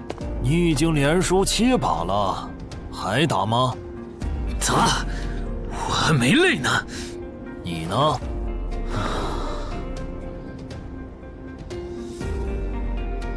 打。好，休息3分钟，然后继续。怎么感觉不用称号和职业技能的陈海哥表现还不如我？你说的没错，他做了个基础身体塑造就去女妖之森了，靠着地下城和坟场暴走事件成了华东新星。要是光论基本功，他确实比不上你。啊，这样吗？不过作为冰姬的门外汉，他的表现已经足够出色了。他现在已经能一步步跟上长鲸川的节奏，我估计5局之后，他应该就会开始赢了。停！第8局，长京川胜。开什么玩笑？这才10局不到，他就变得比梁家坤强了。他的智力到底有多高？感觉不是打法的问题。如果我的爆发力再强一点，刚才那一局说不定能赢。陈海，啊，下一局你用称号和职业技能吧。你确定？确定。我想更直观地感受我和超新星的差距。长京川亮称号了。什么？他们好像要来真的。行吧，老爷爷，您往旁边站一点，我怕待会儿打起来会碰到您。不用顾及我。好吧，那我尽量快点结束。置死地而后生，看起来好像是增加爆发力的称号。我准备好了，你先攻吗？不用。好，来吧，让我领教一下超新星的含金量。那你不要眨眼哦，现在的我可比之前快多了。好快！我出手更快！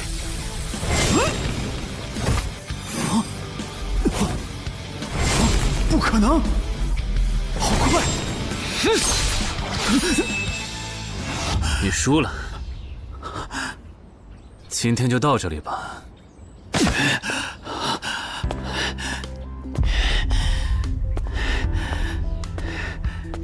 喂，我完事了，换班换班。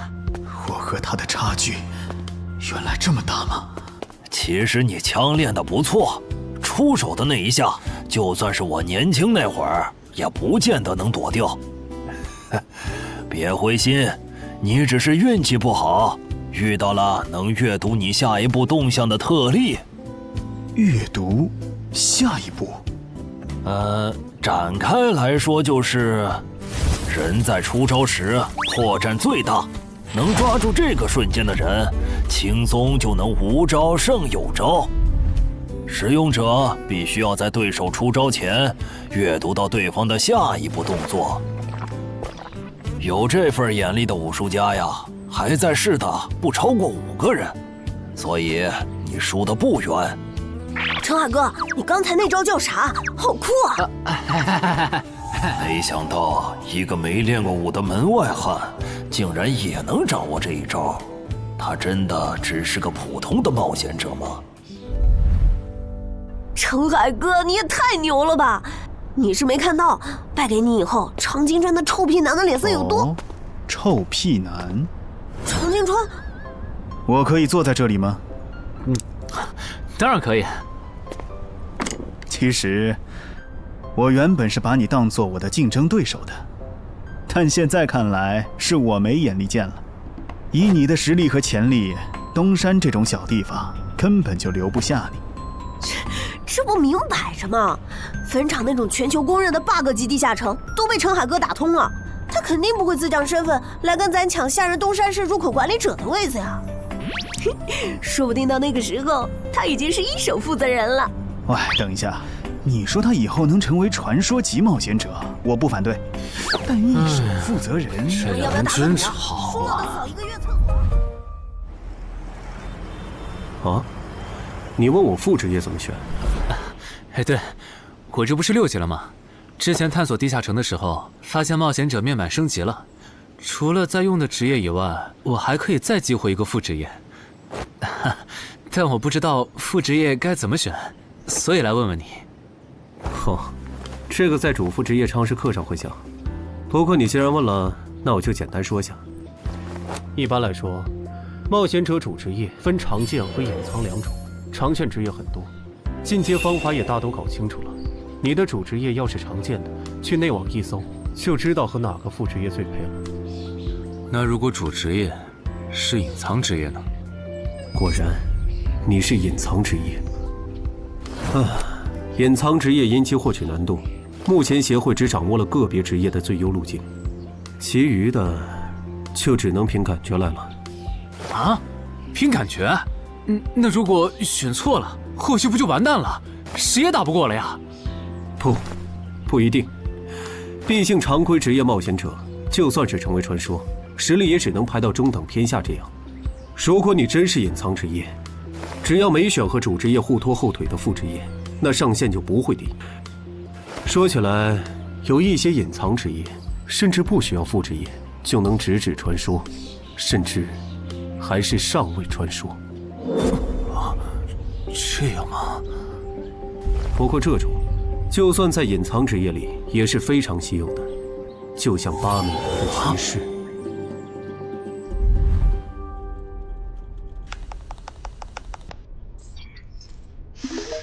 内网竟然没有死亡行者的相关资料，那看看英勇之骑士吧。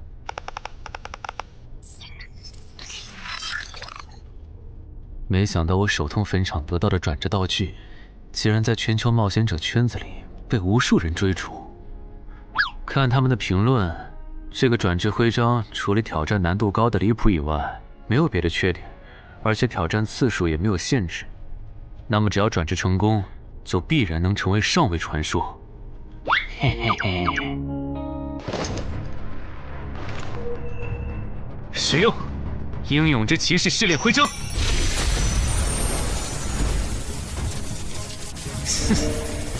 那么，出发吧！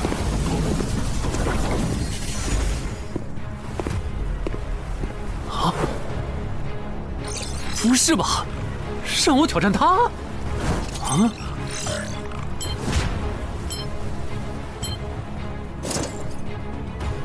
直接开始了这个任务描述啥意思呀？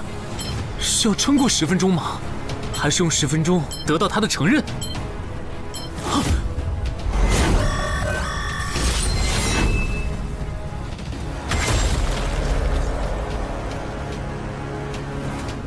这家伙该不会比库罗德还强吧？完了，第一把先试试水，先弄清楚我和他的差距。这谁能撑过10分钟呢？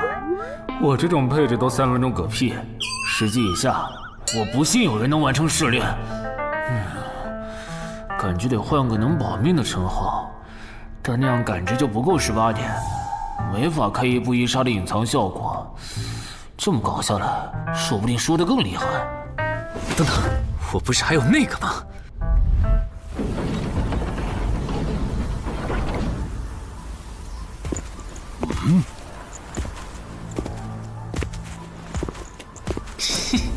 讨厌，这个傻大个的弱点是感知，他看不到穿了隐身衣的我。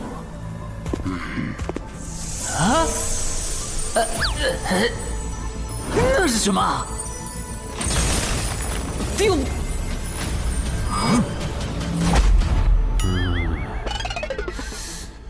他怎么能有看破隐形到位的技能啊？不行，我就不信邪了。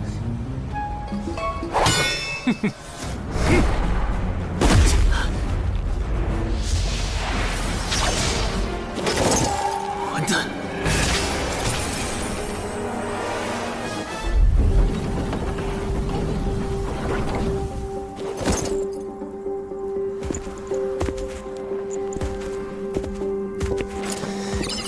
再来！啊！那些冒险者还在我家？对。虽说不知道发生了啥，可要是时限到了，这些冒险者还不出来，那咱就得掌握更多这地下城的情报，这样以后入口翻转的时候才能处理好。换个地方聊吧。还是没找到乔敏吗？没有啊，周围都找遍了，没有他的痕迹。那看来他不是下湖了，就是去更远的地方找豺狼人了。希望是后者，不然我们的麻烦就大了。我希望他是去找豺狼人了。老七那边应该也发现了，这地下城难度会越拖越高。等孵化池孵出大量的鱼人后，我们恐怕都会死在这儿了。你说什么？你家地下城的通关任务是捣毁潮汐鱼人的孵化池？对啊，怎么了？我先冷静一下，林，你来给他解释。好，目前官方已公布的地下城翻转规则，你都知道哪些？基本上都知道。入口翻转后，攻方守方位置互换，我们这儿会变成愚人需要攻略的地下城。没错。那你知道来咱们这边的地下城土著也需要满足指定条件才能回到他们的世界吗？什么？等等，你的意思是那些土著也会有脱离和通关任务？是的，而且绝大多数情况下，两边的脱离和通关任务会很接近。比如捣毁潮汐鱼人的孵化池，换算到咱们这边，恐怕是破坏人类的重要设施。快，你再听吧，这下摊上大事了。他已经吓傻了。你说东山市下个月会有一个7级地下城翻转？对，地下城的土著是鱼人和豺狼人，类型是探索，通关任务是捣毁鱼人的孵化池。所以他们想要征调咱们的徐茂。是的，报酬是官方掌握的同等级地下城的随队通关名额。等等，郑哥不是14级的冒险者吗？处理一个7级的地下城不是很简单吗？因为你家的入口翻转后，我就没法随意出手了。啊？你不知道正常，这涉及到未公开的地下城翻转规则。当入口翻转后，我们的世界就会变成愚人眼中的地下城。因为入口翻转前后规模不变的铁律，所以在有愚人完成脱离任务之前，等级高的正人军不能动手。原来如此，怪不得坟场明明只是5级地下城，但却存在传奇个体。怪不得小鬼头脱离后，坟场就立刻进入到第2阶段，这样就解释得通了。这个规则不是强制性的，我不能出手，主要还是因为有人曾经尝试过这样做，结果导致入口等级提升，对面的高等级个体也能来到我们的世界。简单说，用同等级处理同等级翻转问题，是各国冒险者协会试过好多回后得出的最优方案。那军队呢？郑哥这样的不方便出手我理解，但军队和热武器明显更靠谱吧？用军队和热武器对付入口翻转，攻略地下城确实最效率，但过去10年来，所有这么做的国家，最后都后悔了。啊？后悔了？为什么？因为那意味着 bug 要出现了。军队和热武器要是掺和进来，地下城的实际挑战难度就会远超它本来的等级。如果军方很快镇压了翻转的地下城，那后面入口的挑战难度会接着涨，一直涨到跟这片区域守方的战斗力正好对上为止。再说了，从11级地下城开始，枪就不咋管用了。再往上，16到20级的地下城，里面有些怪物甚至得用核弹才能干掉。总结一下，军队插手，问题只是被推迟了，并没有真的解决。等到问题彻底爆发的那一刻，我们得直面那些能跟最厉害热武器硬刚的怪物。现在你明白了吧？不是我们不能用军队来解决地下城翻转问题，而是那代价对于人口众多的我国来说，有些过于沉重了。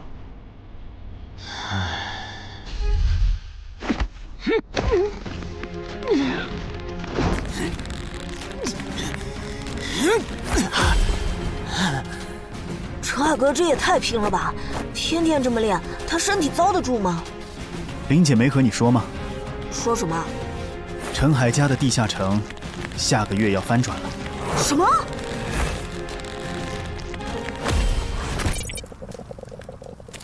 你那边怎么样了？老样子，湖里的鱼人不肯上岸。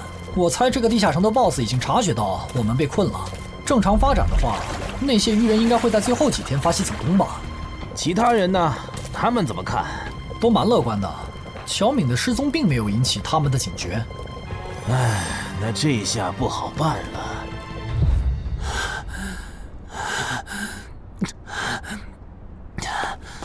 给。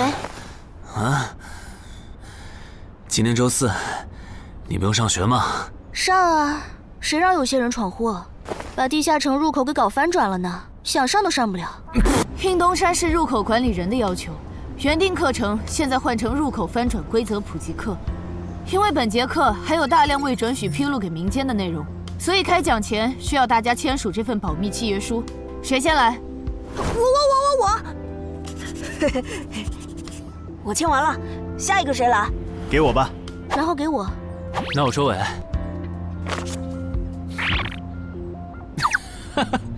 原来你叫苏玉啊！哎，你爸是不是三国迷，喜欢荀彧啊？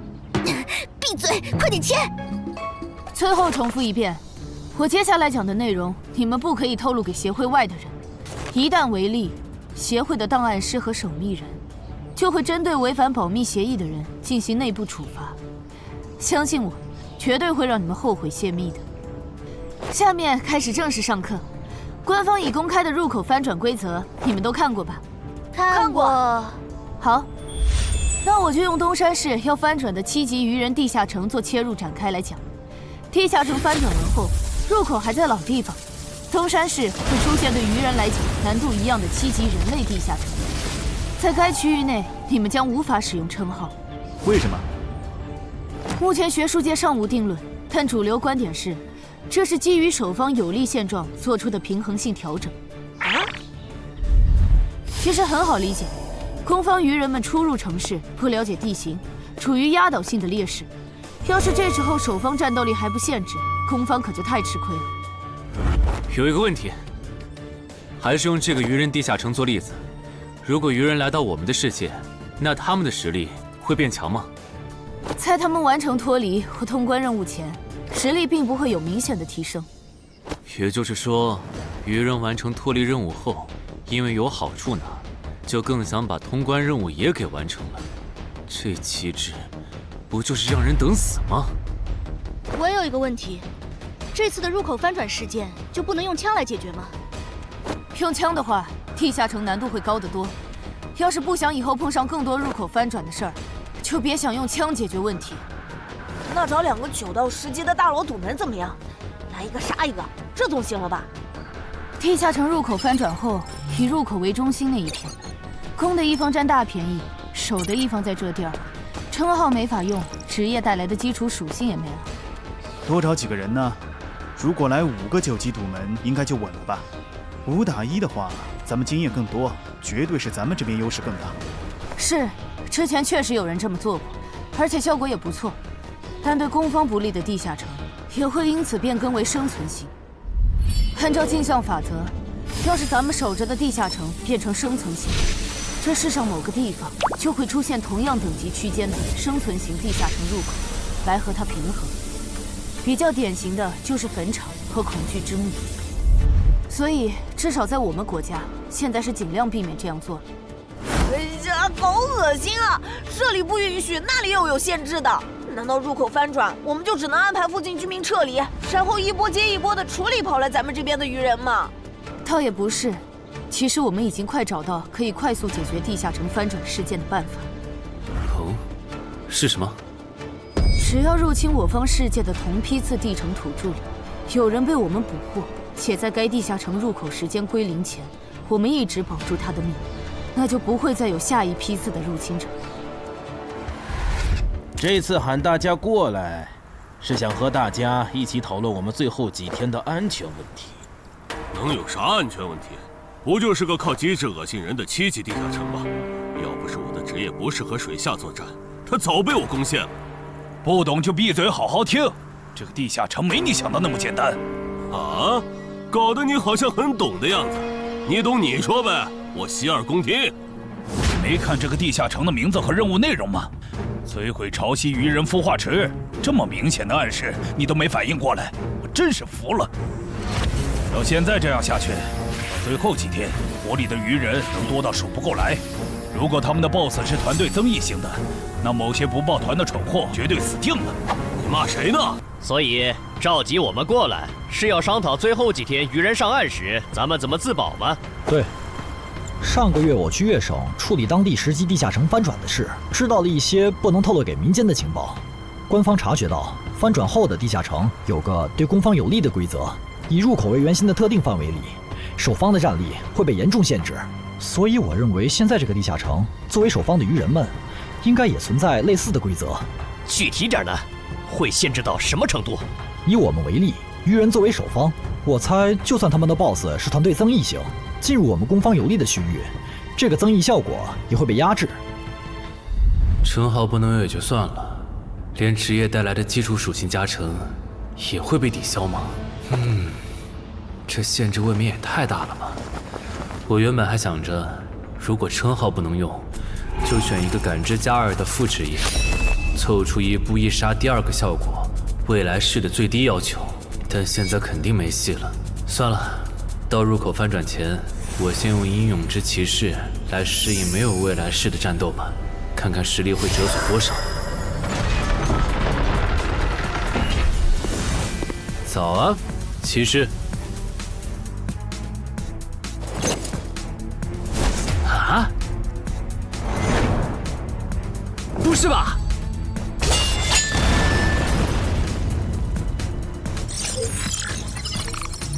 没了未来式和称号加成的我，实力原来会下降这么多吗？这么看的话，我还是得找个能加感知的副职业，至少要把未来式点出来。你找姚文忠？对，我想找一个能加2点感知的副职业，想问他有没有推荐。还有，协会内部是可以用贡献点兑换副职业的转职道具的吧？能是能，但这种和智、感、魅有关的副职业转职道具，所需要的贡献点有点多。你除掉高成勇得到的贡献点肯定不够。我知道，我来之前已经查过了。我有2个称号未被收录进官方的称号图鉴，我可以提交他们的获得线索来换取贡献点。行，那我叫姚文忠帮你整理一下。你现在就要定副职业，不再等等吗？距离你被强制征召进地下城还有半年呢，没准过几个月，新隐藏职业的最佳升级路线就能搞清楚了。不等了，我家地下城翻转后，我主职业的核心技能就会没了称号加成，得再加2点感知才能开启。这2点属性对接下来的我是刚需。行吧。这是协会掌握的能加2点及以上感知的副职业，你看一下吧。寻物师，你确定就要这个？不改了？啊，就它了，寻物师。行吧，那我现在就去联系福州的冒险者协会，让他们派评估师来东山看一下你手里的称号值多少贡献。如果价值大于寻物师的职业证书，我就向总部打申请。那麻烦姚哥了。您就是陈海先生吧？你可以叫我蔡吉，我的副职业是评估师。接下来由我为您评估至死地而后生和与传奇过招这2个称号的价值。好的。算完了，这2个称号虽然效果惊人，但他们的获取难度和激活所需要的前置条件太苛刻了，所以价值相比于同等级称号会有很大的折损。具体会折损到什么程度？这你放心，足够您兑换寻物师的转职证书了。和上次一样，别用称号和职业技能，对这个设备来一拳。好。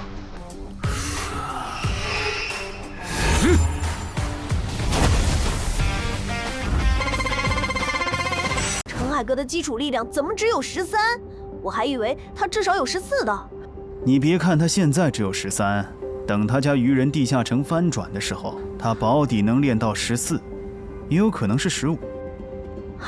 虽然陈海哥很拼，但13到14这个阶段，就连姚哥都用了2个月。陈海哥再快也不至于到15吧？不信算了。说实话，我挺眼馋你这个达人绷带的。等你以后用不上它了，能不能考虑一下平价卖给协会？可以啊，不过那得等我的力敏双16以后。原来你们在做力量测试啊！我说怎么找不到你们？陈海，你的副职业转职证书到了。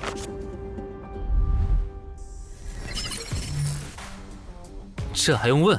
当然是选是啊。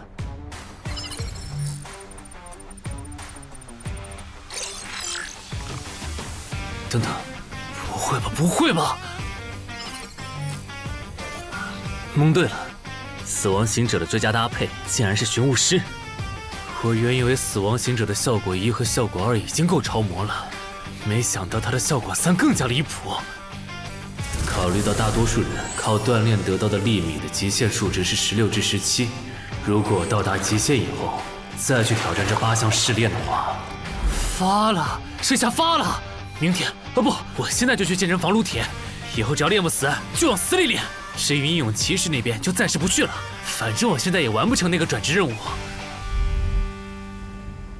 有没有搞错？他东山市的地下城翻转事件，为什么要拉我这个云霄市入口管理者去帮忙？因为你老婆在我这边的人情已经用光了。还有，你下个月就不是云霄市的入口管理者了。身为官方冒险者，被附近的协会征召，不是很平常的事吗？而且，别告诉我你不知道，东山市的愚人地下城是因为谁才闹到要翻转这一步的？11121、11122、11123。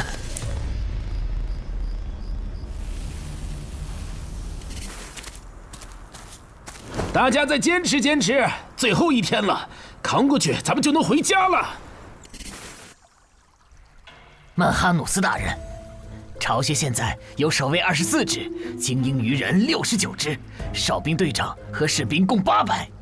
很好，我要用他们来提升我的等级，杀死森林里的冒险者，把他们的尸体拖回来。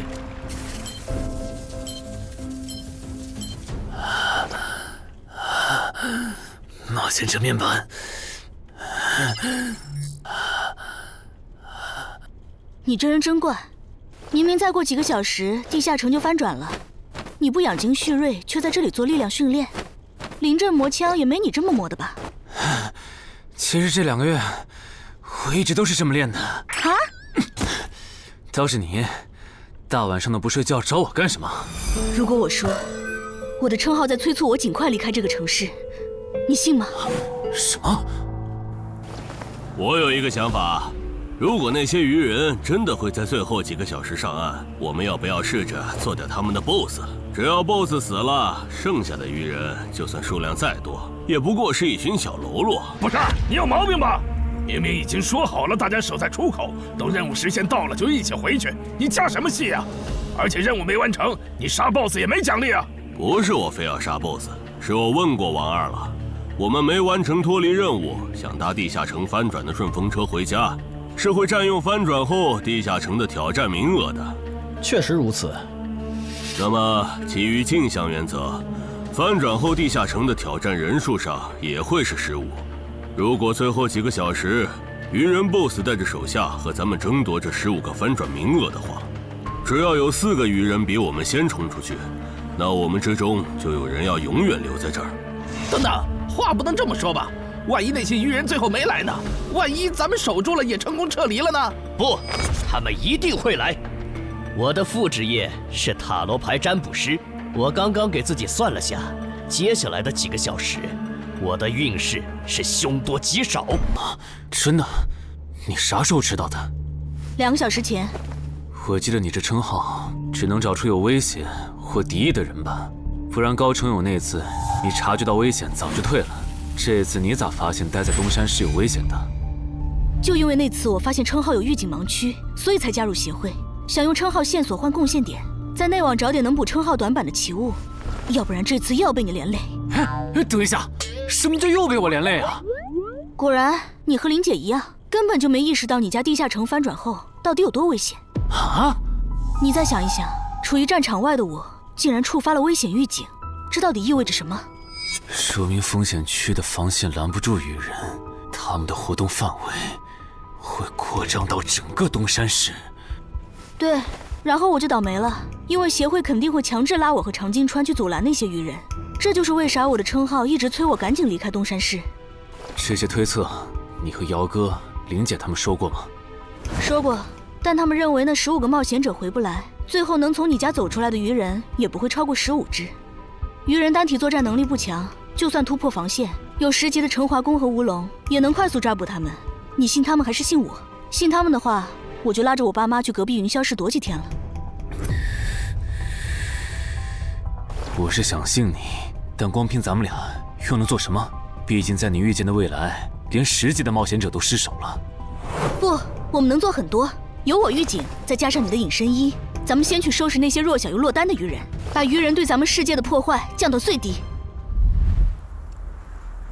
结果咱们3抽到的不是塔，就是死神。都不是什么好兆头啊！别告诉我你们真信了。如果张志兴的副职业真那么好用，他又怎么会沦落到和咱们一样的处境？这个他刚才不是解释了吗？他出发前占卜到的运势是愚者，但他错误地解读了它，不然其实可以避开这个地下城的。而且你看，咱们之中最强的王二和郎奇夫妇，他们的占卜结果都对应着象征顺利和成功的女皇世界。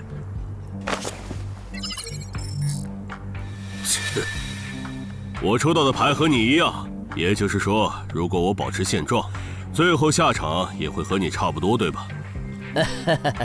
对，咱们很有可能走不出这个地下城。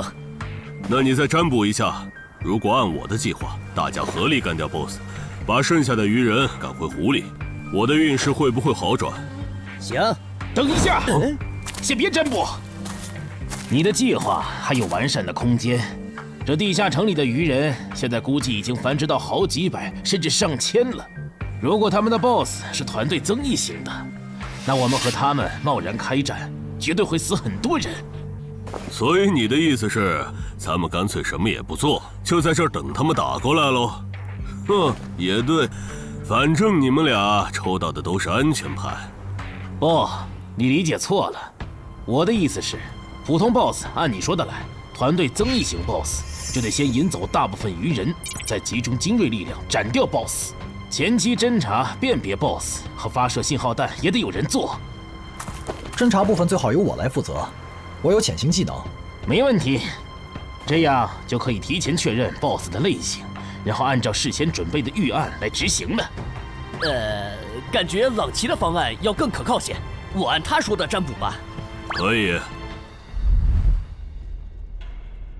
这么做确实能低风险地解决掉一部分落单鱼人，但如果可以的话，我还是不想让失控之事发生。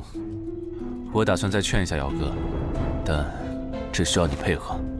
你能和我一起去我家，用称号确认一下入口对面危险鱼人的数量和质量吗？没问题，